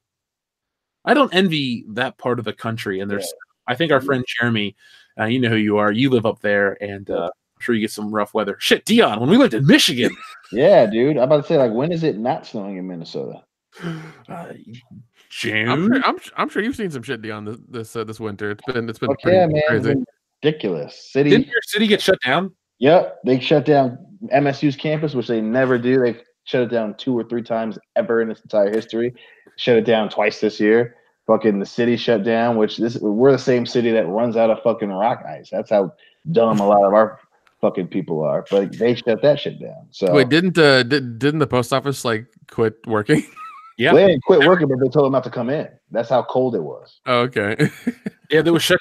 Our postman, or not postman, but our mail force wasn't going to deliver mail for like 3 days this past month. So Yeah, it was polar vortex was real. That's not a joke. no. I want to insert a Jussie Smollett joke, but I won't here. Let's see. Logan Michael says, NECA H3 figures will come with rotting heads. Dude, Logan Michael, you're only going to sell Nick 10 copies of these. God damn it, dude. Nick, I got it. We'll each get a set of the NECA Halloween 3 figures, and then we'll each get a Night of the Creeps deluxe edition box set with the Tom Atkins figure, and there we go. We've done it. Oh, God. We will reenact Halloween 3, and then we'll get that Laurie Strode and all this other stuff. It's gonna be. I bought the Laurie Strode one. I'm just rocking the original 112 Halloween Michael Myers. I gotta get the other ones. Yeah. I don't know. I'm looking at the clothed one right now. Yeah. I guess it's I know it's a 2018 Michael Myers. So it looks like. I'm looking at it right here. I'll show it to you later. Yeah. I got the 78 version. Let's see. Dante Reese says, Jeff, I know you like black people. Yes, I do. Yeah. What gave it away? I don't know. I do, though. TLJ Screwjob says, should I watch UNC on CG Live or WCBS choices? Always WCBS Live, because we go live less. So we're a special event. Oh, yeah. TLJ Screwjob also says, who's worse, Ryan Johnson or I'm assuming Brie? Ryan Johnson waited until after The Last Jedi. He sent a brick of cheese icon. Well played. Yeah, I like that one. Well played is right. She is just unlikable, and now's not a good time to say that shit. I mean, the political climate, the entertainment climate. Yeah. She's always been very meh, and then the fact that she got a little fucking publicity boost now is just kind of like, oh, she is fucking crazy. Okay, that's good to know. Captain Cat Lady. Today says Alien 1 was more of a horror. The rest focus on action, which makes sense for the universe, but it was great for what it was. 100%. Yeah, it was a really good movie. I'm not knocking. I just wasn't like, I guess too, because I saw it in 2019. It's 30 years ago. 40 years ago. Excuse me. The whole chest burster scene and all these parts are just part of popular culture. Hell, I saw that scene first in Spaceballs. So. Hello, honey. Hello, my darling. I think that's the part that makes me laugh the most when he goes, "Not again." Yeah. Oh no, not again. Fucking John Hurt, you beautiful bastard. All right. I forgot he is dead. Aw, damn it. I love that guy. Megatron 95, thank you very much. Which superheroes do you think will die in Avengers Endgame? Pick 3. I'm going to go with Captain America. I'm going to go with Vision. And I'm going to go with Bucky. I just want to point out that I was right about Vision for Infinity War, but whatever. I'm going to say, fuck. Okay. I'm going to say Bruce Banner. I'm going to say Thor, and then I'm going to say Iron Man. I'm going Captain America, Iron Man, and Thor. Damn. That's going to be rough. Because, well, my reasoning is that, those guys have been doing it for a long time. Then maybe they want to get out of it, so. this might be the time to exit. So I think if Thor dies, I'm going to be like really bothered by that one. For sure, absolutely. TLJ Screwjob says, "Did Nick just say I'm part of the condom?" no. Just, would you wear a T-shirt that says "I'm part of the condom"? No. Making some for Horror Hound. Zomgrueler says Brie clarified what she meant with white men comment. Yes, she did. Well, you shouldn't have said that. Well, it's one of those things where like with anything that's said like that, it's always gonna be taken out of context from regardless of who you report it to. So well, the funny thing is when people talked about her context for the Wrinkle in Time comment, they showed the actual video of her. So you can't take that out of context. Oh yeah. This How is you would she saying mean this. it? Shit. How does she mean it? Again, the motherfuckers that she works for said, "Hey, shut up. We got a movie to sell. Cut that shit out." Look, if that chick meant what she said, and then she got called out, and Disney's like, "You need to stop." Yeah. TLJ Screwjob says, "Dion, oh my brother, testify." So if your brother Dion, can I be Deacon Batista? Damn right. Deacon Batista makes the most sense. Let's see. Angela Richter says Marvel's done nothing to diminish their product, but their star has. Yes. Yeah. We'll all find out. We'll all find out in 2 weeks.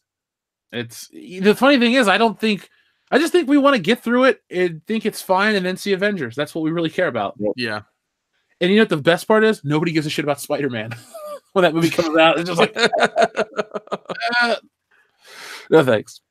Darth Armo says, "Sorry, gents and horses lovers been lazy." Or sorry, gents and horse lover been busy. We'll catch up. Keep up the work. Almost 100K, baby. Been here since 20K or 30. Yay. Jeez. Simple Jeremy says, "Swig of party boob for the working man." Hot times, baby. Hot times. Are we gonna make our own alcohol called Party Boob? We could make a oh, dude, it'd be like Dan Aykroyd's Crystal Head vodka. It just comes in a crystal tit.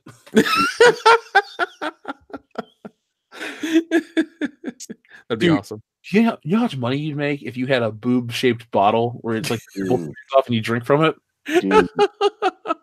Copywritten. You find a lot of those empty motherfuckers around high schools, I'll tell you that. Oh my god. Michigan State would have to ban them. Jeez. An influx of glass nipples. Death of Star Wars says Captain Marvel is Annette Bening. Ugh. Easy. Isn't that Mrs. Warren Beatty? Isn't she married? I think so, yeah. TLJ Screwjob says Brie should know not to piss off the core audience. Yeah, I mean, Star Wars doesn't know how to do that. She doesn't care because she comes from a weird, part of society. But Disney knows and Disney cares. Yeah, and if they if their bottom line starts going down on that, then Marvel will care. Darth Armo says, "There is da white man, diversity 0.0." Dante Arias says, "I know Nick did not just say I'm part of the condom." Yeah, I don't know. 2 separate people said that an hour ago. Yeah. I'm gonna have to go back and watch the tape. Folks, sure, why not? Why not? Adam Shawhan, if you're out there, I need your help. Listen back to the show on your 27 devices and give me the timestamp of when Nick says I'm part of the condom so I can turn that into my ringtone. That's perfectly fine. Alpha Terra Diva says, "You guys think we'll see undercover media creators?"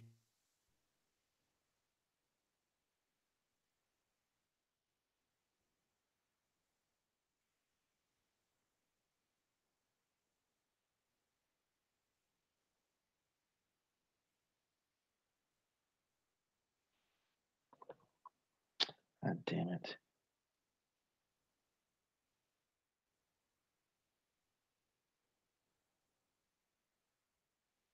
Hello? Yeah, I'm still here. Yeah, I think Jeff got kicked off. Oh shit! I'm about to say I was worried. I said, "God damn it!" That did to me earlier. Nope. I think Jeff got kicked off. Oh wow, that's interesting. Damn. Well, I wonder if Yep. it's like people are reacting. They're saying, They're already reacting to it. Oh wow. Okay. Well, God damn it. Jeff got snapped. Google, they heard of it. Of course, he's Hey, if Jeff got snapped, Kendo got snapped too. I'm just saying. Talking about insiders coming out and talking about Captain Marvel. They got him. The motherfuckers got him. Those Klingon bastards killed my son. Those Klingon bastards. Oh man, that's that's funny. Well, we were still going through the fucking super chat, so hopefully. Yeah, that's oh man. Does he have a way of coming back? Oh shit, yeah, he straight up got kicked out. There we go. Okay. There we go. All right. El Jefe's back. I'm about to say, I was like, we can kind of try to go back and finish those goddamn super chats, but it's gonna be difficult though. I'm here. All right, my internet cut off, so I had to connect to a different connection. Okay, all right. I was in the middle of talking, and then you go hello, and I go what? Yeah, because for a second I thought my internet had crapped out because I didn't hear anything. Okay, all right, yeah. It's like, all right, fine. I gotta wait a minute. Then like Dion said something. I was like, oh, okay, so Jeff is the only one who's not here. Well, you're part of the condom, Nick. So fuck you. Yeah, I don't Logan, know. Michael, did you guys hear me say Alpha Terranima super chat? You started it. Yeah, you started. Okay. I'll just reiterate again. Who cares? You guys think we'll ever see undercover media creators become a thing as a way to avoid getting careers killed, like James Gunn or Vic Mignogna? I'm sorry if I'm butchering his name. Yeah, you probably will. With social media, you're always being watched. So, yeah. I mean, you probably have like secret blogs and weird Twitter accounts that people have in the background reporting things that they're reporting insider stuff that only somebody on the inside would know about, kind of thing. I like to think somebody like a James Franco secretly listens to our show. So maybe there are surprised, man. He definitely, he people like that definitely tend to be way more abreast of what the fuck's going on in terms of the people who actually pay for their stuff. And I wouldn't be surprised if there are a lot of higher ups, particularly when they hear about channels like ours. Man, I wouldn't be surprised at all. Especially with our numbers. I mean, come on. Come on, James Franco. You're like one of the few celebrities I'd love to hang out with. Logan Michael says, gotta go. Hope to talk toys sometimes. Pops are mega gay. Well, Logan Michael, why don't you join us? We're going to do a hangout for collectors relatively soon. Now, the Toy Fair is over. We all have our lists of things we want and need. And I know Trent has basically taken out a third mortgage on a house that he doesn't own to buy action figures. Yeah, I talked to him about what I bought. And he's like, shit, man. I'm like, I know. I made a big dent in my wallet, but it's I haven't bought toys like this in a while. So, and plus there's so much cool shit that came out. So I had to. Do you think they'll just let me trade each of these Rose Tico figures for like an X-Men or something? Like it may be like 10 Ticos to like an X-Men. Right? Yeah, the currency's definitely gone down. Yeah. Because if you know what, if it's 10 Ticos for an X-Men figure, fuck, I'm getting a bunch of X-Men figures. Because they want to at least recycle that plastic back, and at least make a new one if they can. Wouldn't you shit if when the next Star Wars movie came out, all of a sudden Rose Tico became a valuable figure, and I had like 20 grand in these fucking toys? Funny. I'd be like, I'm buying a car. That really would not surprise me. But especially with some of the characters that they've shit on recently, like 10 years down the line, if that becomes a thing where like people hated those figures and they've all been thrown out, but now because they're being thrown out, nobody likes them. They're so rare and you can't find them. That'd be awesome. I got them all. I'm like Ash. I caught them all. TLJ Screwjob. Jeff, when I saw your The Last Jedi spoiler leak video 2 days before it came out, I kept thinking, this is so fan fiction-y. It's fake. And yet, it wasn't. Yeah, I remember that. Because everything you said was just like, oh, wow, this really fucking happened. The reason that video got made was Kendo, right? Kendo had just joined our show a few months earlier. He goes, you should make this video. This seems legit. And I go, okay. So I remember sitting on my bed. I never make videos sitting in my bedroom, but I sat on my bed and took screenshots and wrote out a video for that. And that was one of our first like super hits that caught on quick. So yeah, thank you, Last Jedi, for being so fan fictiony, but you were yet real. Dante Reeves says, "Sing the Party Boob song when y'all hit 100K." I think we're gonna hit 100K by next week, and I haven't really worked out the Party Boob song fully, so I can sing you like the one line that we have when we hit 100K. Logan Michael, thank you very much. Also forgot to mention that Pablo blocked me. I'm very sorry that you got Pablo blocked. Pablo blocked. That's hilarious. Jason Green says, "Hail Dion, got your vinyls packed up. Just can't afford the postage right now. The poundage rate right now." My man. Yeah, Jason Green sent some really cool stuff. So shout out to Jason Green. Thank you, man. TLJ Screwjob says, "Okay, Jeff, your line is, anybody want a peanut?" There you go. I read it just for you. And just for you. Off the tongue perfectly. Sorry, Jay Longstroke says, "Don Bloombush is a dummy, nass, and hole."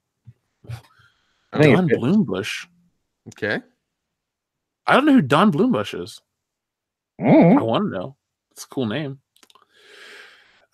Postmortem 666 says, "George Takei is a rose." Sorry, George Takei as Rostico. I mean, oh my. Oh my. I would love that. Laugh my ass off. Jeez. Jason Green also says, "Remember when everyone said that fans would be called ists, phobes, and man babies? The shill media is really ramping it up. They really are. It's Last Jedi all over again." Yeah, and they really want to be. Well, we were one of the people that said it. We were one, and then obviously when things go downhill, they try to wash their hands of it as quickly as they can, and it's funny watching them backtrack, man, especially when pockets get affected. Oh yeah, they will learn that the fans have all the damn power. Oh yeah. Dante Reeves says, "Jeff fixes The Rock since he looks like him." Well, thank you very much. Do you want me to say you're my favorite listener? Because now you are.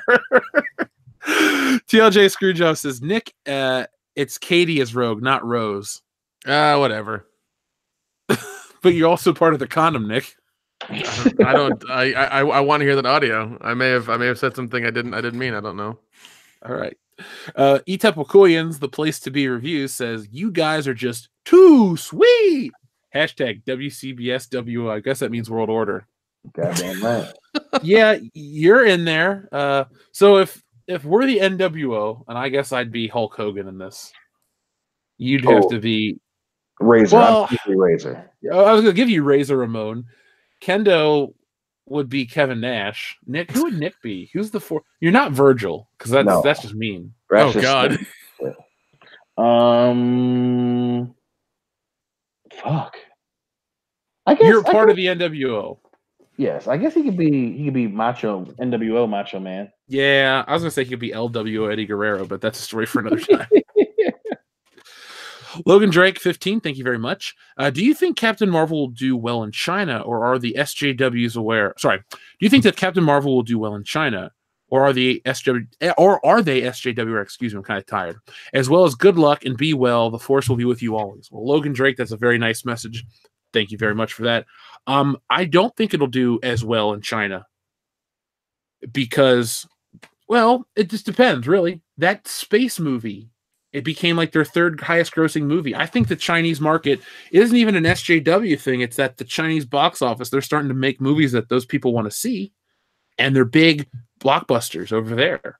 So it might not hit in China. It'd be interesting to see what the worldwide grosses for this movie would be. Especially with all the stuff that's going on in the world right now. Maybe a lot of people in certain parts might not rush out to the theater to see this. This could be the perfect storm for a failure or a huge success. We'll never know until 2 weeks from now. Mm-hmm. But China is aware of that stuff. They call it like Baizao or Baisao. I can't speak Chinese or Mandarin, whatever it's called. So let's see. Chris Wicks, thank you very much. Sup, crappers? Sorry I'm late. Did you hear that Marvel is female in Captain Marvel, played by Annette Bening? More feminist propaganda. Side note, for Nick Cage to play Khan in Into Darkness remake. We did hear about the Annette Bening thing, but Marvel dies of cancer, so they're going to have the nerve to do that. I don't like them doing race and gender swaps. Just make the character. But Nick Cage as Khan would be incredible. I almost, though, want Nick Cage to play Captain Kirk, so he can just scream "God." How did I did hear of another gender swap. CW got the rights for the Lost Boys Don't tell show. me this on air. Just keep going. Okay, all right. Yeah, it's gonna be women instead of boys. So Yeah, the Frog Brothers. they're gonna be the Frog Sisters. It's so dumb. Yep. You know, if you look at a guy like me, you see a lot of things, but none of them would make you think I love the Lost Boys. Well, I fucking do. And I don't want them to ruin the Lost Boys. Because for as weird as the Ab playing saxophone man and all this other shit is in that movie, it's a fun movie that I genuinely love. And I don't want to see it change. I don't even make a TV show. It could be fucking the same actors 20 years later, minus Corey Haim. Just don't make it. Yeah. TLJ Screwjob, thank you very much. But guys, Peter's white. That's why people don't like him. It's just internalized white patriarchy. Don't you know that's why people like that's why people like Spidey? SJWs. I was not aware of that. I like Spider-Man. Dion, were you aware that's why we like Spider-Man? No, I was not, but now I feel enlightened and truly, truly awoken. I feel like I want to take a permanent nap. Eat pizza and watch The Sopranos all day. I'm depressed. Tell me. Dude, seriously, you got to watch that show. I can't build it up I've enough. heard nothing but good things about it. I'm gonna. Plus, I miss my man, not Paul Giamatti, but the other one. The James one Gandolfini. I mean, the names are almost the same. Right, totally. So, yeah, no, I gotta watch it for sure. There's a surprising amount of nudity in that show. Hell yeah. Yeah, it's HBO quality content. Oh. Kendo would be proud of that if we made it. Makini 90, thank you very much. Plan story far ahead for the sequel trilogy and stick with it. EU is canon, use stories from EU and Clone Wars for TV. Have a passionate frontrunner and tell me that Disney wouldn't have two MCUs under their control. That sounds like a recipe for success, but it also sounds like Disney doesn't want that. Maybe it's more important for them to, But I want Star Wars to be awesome. Dion, I actually sat down and played a little bit of the pod racing game that was on the PlayStation, not the original N64 one that everybody loves. Mm-hmm. But I'm like, man, even shit from the prequels is kind of fun. Even if they're not like, you and I will never sit down and say, dude, Episode 1's the greatest Star Wars movie. Right. Never. Nope. But it's nice to have something fun and positive associated with it. And the thing is, Star Wars is so vast, you can have 13 different video games come out in like a 2-year span about little different things, and people still buy them. And Disney wants to have their own mark on it. They want to have their own success at Star Wars. That's the same reason why they officially killed, games like 1313. They killed, the EU. They want to be able to say, hey, we had a great Star Wars too, and ours was our own thing. And with that comes the risk that if it's bad, it is fucking bad. And they just happen to roll a fucking Snake Eyes, and now they got to live with the consequences. So, obviously, that description would make a lot of money. It would make the most sense. But, hey, Disney wants to, move out of mom and dad's house and do their own thing, and they got to fucking live with the consequences. We're going to see a lot of, mulligans with The Mandalorian. It's just going to be like, it never happened. The other stuff never happened. Exactly. Where are we at here? Darth Armo, thank you very much. The LA Times just posted an article to remove John Wayne's name from the Orange County Airport. SJWs are the devil. Holy hell. My state sucks hard. Why would you want to get rid of John Wayne's name from the airport? Well, I mean, that one, again, he's no one. From that interview he did? Well, I mean, that was really bad, but yeah, I don't see, again, shit like that is pretty bad. I wouldn't necessarily want to remove it, but again, that it's everyone who knows John Wayne knows that the dude was a product of his time. He happened to grow up in a time where dudes were racist, and the dude said some really bad racist shit. I get it, but at the same time, it's like they're not gonna scrub his movies. They're not gonna not show his movies. People aren't gonna not talk about him as a movie actor. So you're gonna get rid of one and not get rid of the other. It's kind of a it's a weird thing, you know. So but, I mean, yeah, but then to get rid of his movies as well, that's like film history. exactly. You know, it's that, yeah, and then you know, and in that way you're also tweaking history to your liking, and then that in itself is wrong. So right. And again, the dude was fucking, you know, he was fucking a product of his time. That's is it a good thing to think that? Of course not. No, but you know, you grow up where there's no internet and everyone, you know, it was a different fucking America. And to now in 2019 want to go back and try to make up for something like that it's disingenuous. You know, you're not gonna get rid of the classic films that he was in because they were classic films. But we're gonna change the name of airports and that's gonna somehow make it right. It's like it's not that simple, you know. So it's fucking dumb. It's kind of dumb, but you know, hey, you know, and everyone knows that what he says was fucked up. Is an example of how not to do things. But that doesn't mean that he doesn't exist and everything he did was bad. It's like that's not how that shit works in the real world. Yeah. That's stupid. I'm glad I don't live in California. Let's see. Thunder Robot says the SJWs will go after the Flintstones theme song. Oh, for the gay old time. Oh shit, you're right. God damn it. Ref Dealine has some bad news for us, guys. Well, my car broke down. Now I'm listening to you guys from a motel. Mechanic comes tomorrow morning. Shit. Wow, man. I wish there was something we could do for him. Yeah, that's really rough, man. That sucks. What you could do is when we're done live, just take a nap. Well, obviously go to bed for the night, relax, check out, put our Captain Marvel video on replay. Maybe we'll have 1 million views by the time you wake up. So, Ref Dealine, man, let us know because he was driving through Tennessee. So I don't really like going through, the South at night. I used to live in Tennessee. It's sketchy either way. Yeah. You're the expert, Mark. yeah. Oh man, it's sketchy. It's sketchy all the time. Zaire says movie pitch: Will Smith, Genie, and Shaq returning as Kazam. They are pitted against each other by Luther, played by Idris Elba, Laura Dern, and Genie from I Dream of Genie. Comes in like Wonder Woman and BVS. Oh my god! Can the Wonder Woman theme play? Because that theme song does kick ass. It does. Oh man. Okay. Jeez. So you guys know about the Mandela effect, right? That thing they talk about online. Yeah. I listened to a whole Chris Jericho podcast about that, and this lady was so full of shit. She's talking about like famous lines from movies and songs, and I'm like, and she goes, "What's the quote?" And the song line, I'll sing it, and she goes, "It's something else," to Chris Jericho, and it's just so dumb. We'll talk about it off air. I want to do one of those Exozones with Doomcock and Gary from the Nerdrotic channel because those dudes are awesome. And secondly, I really just want to talk about some weird out of there science fiction-y shit. Oh yeah. But Zaire, I'll go see your movie. I loved Kazam. Said no one ever. I actually do love that movie. Damn it. I don't know. How about? I don't know. Shaq looks better than Will Smith does right now. So I'm just saying. That's true. That's true. How about Shaq returns as Steel to team up with War Machine, and they fight a zombie army? He never can get the free throws. And no. They fight a zombie army who was made by vampires, and Blade shows up towards the end. Oh, fuck! I was making a shitty joke, and now that sounds awesome. There's your woke ass superhero movie. You're done. Shit, at that point, it's not woke; it's just good quality. I know. I swear to God, if any douchebag tries to write an article about Beverly Hills Cop being this woke progressive movie, I might shit my pants.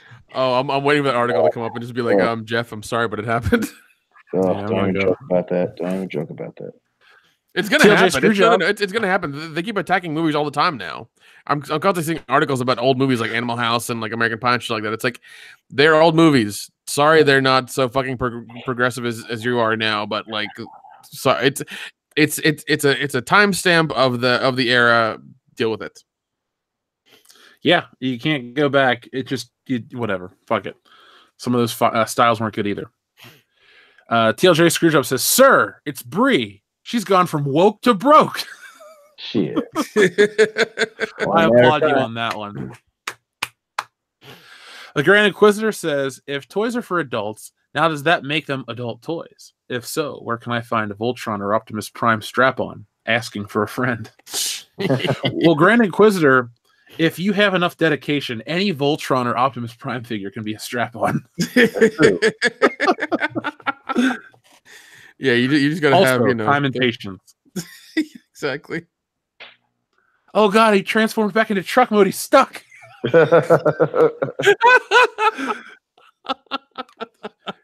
Boag, thank you very much, or Bogue. As someone who has read Alita, drop it after the space computer arc and pretend that's the ending. You'll do yourself a favor. Okay, let me take a screenshot because I know where to read manga online. I might have to check it out.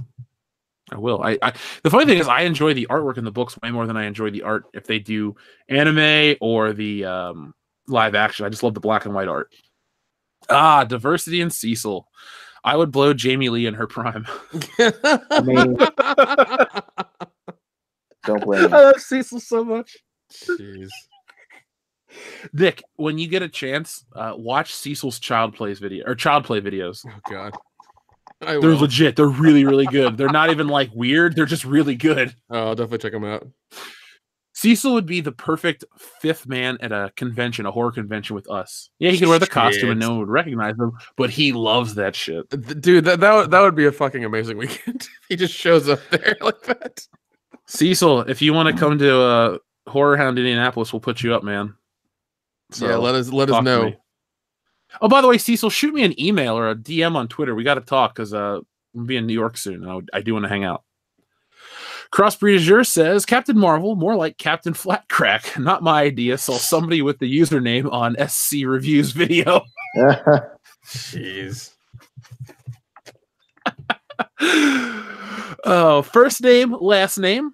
The whole shit, just realized you're live. Or it says whole shit. I think you meant to say holy shit. Whole shit, just realized you're live. I quickly clicked the video, then the thing slowed down for a second. Also, first super chat, dig your shit. Well, first name, last name, thank you very much. I'm glad you found us. I'm glad you're, digging our stuff. We're in a really good place right now. And like I said, I love making these videos, so they're not stopping anytime soon. And thank you for your very first super chat. Green Adrenaline 6405 says Alex Jones is Bruce Willis. Damn. Could you imagine Alex Jones is in Die Hard? Holly, just him. The frogs are freaking gay. Get down. Well, he wouldn't be able to run that far for sure, and he wouldn't fit in an air vent, so it'd be pretty funny. Now I know what a TV dinner feels like. It's DARPA. It's DARPA. Oh my god! The radio waves. Oh, dude! Oh my god! Oh man, that'd be the greatest movie ever made. It would be so entertaining. Oh, and then we got our final two super chats from our friend Servant of God 777. First off, for Exozone, I grew up in a haunted neighborhood. I would want to listen to that story. I like that shit. I listened to this podcast called Bedtime Stories where they tell you one scary story for 20 minutes. Yep. But I fall asleep before the story's like halfway through, so I never know how it ends. But they're good from what I remember. And then finally, our friend Servant of God says 2 words: Hamline University. I'm sorry, I didn't understand that reference. Dion, did you? No, I did. It just sounds hilarious. Like a sandwich joke? Like, what's the... Maybe it's meant to say, it says Hamline. It's supposed to say Hamlin University? I don't know. Shitty, one of those for-profit university commercials that are always... God. Hey, I think what is it? Little Bow Wow did that for a while. Oh, God. We all know the best ones are still the Everest ones. You ain't doing shit on your couch. Oh my God, yeah. Get your ass up and go to Everest. Learn some shit. You could be a so-and-so and a so-and-so, and your mom might be proud of you. Go log on to Everest.edu. Learn this shit out. We should all sign up for Everest.edu, even though we all have college degrees. Shit. How would the credits transfer, Dion? They don't. That's the thing. That's the thing with for-profit college. They never transfer. Oh, damn it. Oh, shit. Logan Michael. Oh, I was just about to read it. Something about Funko Pops. Yeah. Yep. Grand Inquisitor says, 1 for the road, boys. Party boob. Thank you, Grand Inquisitor, as always. And then we have our friend Servant of God 777 says, it's in St. Paul. Oh, Hamlin University. Well, I guess that's going to be our first stop on our spoken word tour of Fletch and Beverly Hills Cop. So I'm all good with Our that. spoken word tour, Jesus, Yeah, more like our hungover tour. We're gonna get drunk and just scream movie quotes at each other. That's all it's gonna be. We'll start with The Jerk and we'll end with I don't know, Star Wars. Animal. The Animal starring Rob Schneider. God, I hate that movie. I own it on DVD, but I hate it. Yeah, it's not very good. No. But you know what was very good? This episode of the show is also very, very long. We're almost 3 hours tonight, boys. again. Yeah, we started at 8:30, so it's 11:13. Logan Michael came back, says Funko Pops are better than licking the salt off a margarita. Okay. Dion, we've never drank margaritas together. We just drink straight tequila. We just go straight tequila. And typically, it's game time when a woman's licking the salt off the rim and making eye contact. Yeah, like that bartender in Miami. Oh, Jesus. Anyway, Servant God 777 says that's where the haunted neighborhood is. Oh, okay. Okay. Let me take a screenshot then, so I can actually look into that because I kind of want to read about haunted shit before I go to bed. I might eat some leftover pizza and watch. Really, there is a Hamlin University because people are like, it is a private school in St. Paul. So I'm like, oh, okay, you're half right. We're not wrong. We're not wrong. We're not that drunk either. So, folks, this has been episode 161 of World Class Bullshitters. Like we said earlier in the show, due to scheduling issues, we're not going to be able to do after hours tonight. But Kendo and I are going to be recording some bonus content for Patreon on Saturday. So be on the lookout for that. We'd like to thank everybody who stuck with us and also thank and welcome all the new listeners to the channel. Let's see where the Captain Marvel video is. We'll do this. I'll just read it. You guys can check it out. I was going to pull up the screen and all that crap to try to make it special. Without looking, do you guys want to take a guess on what it's at or where it's at? Hoo-wee. Yes. Take a guess, Dion. Miami, Florida. No. The number, the view count, dude. Miami, Florida is not a number. I'm gonna say 1,000. Okay, Nick. 465.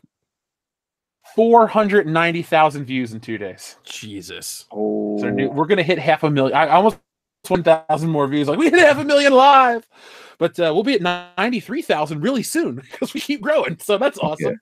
Okay. So we're gonna enjoy this Captain Marvel victory for a little bit, folks. But again, thank you. We couldn't do it without each and every one of you out there. And like I said, if you're new, thank you. We'll be back next Thursday night with episode 162 of World Class Bullshitters.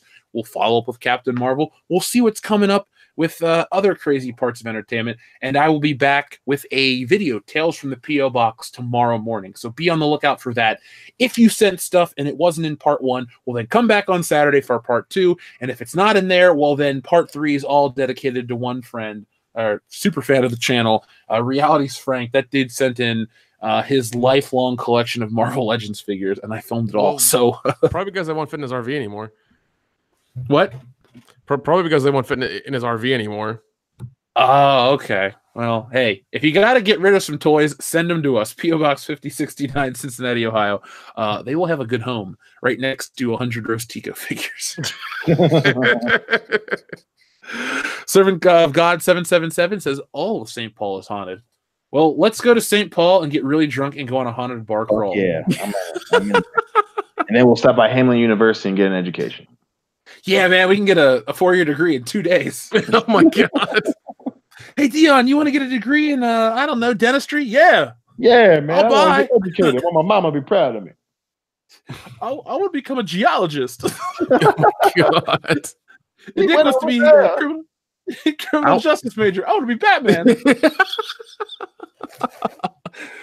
Yeah, I watched enough CSI. I'm okay with that. I'm good. Yeah, he called me Gil Grissom, motherfucker.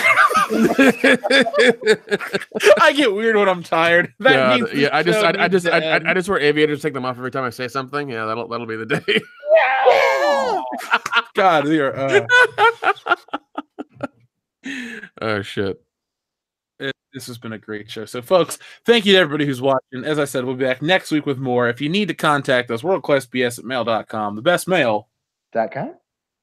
.com. Exactly. And as always, folks, be excellent to each other.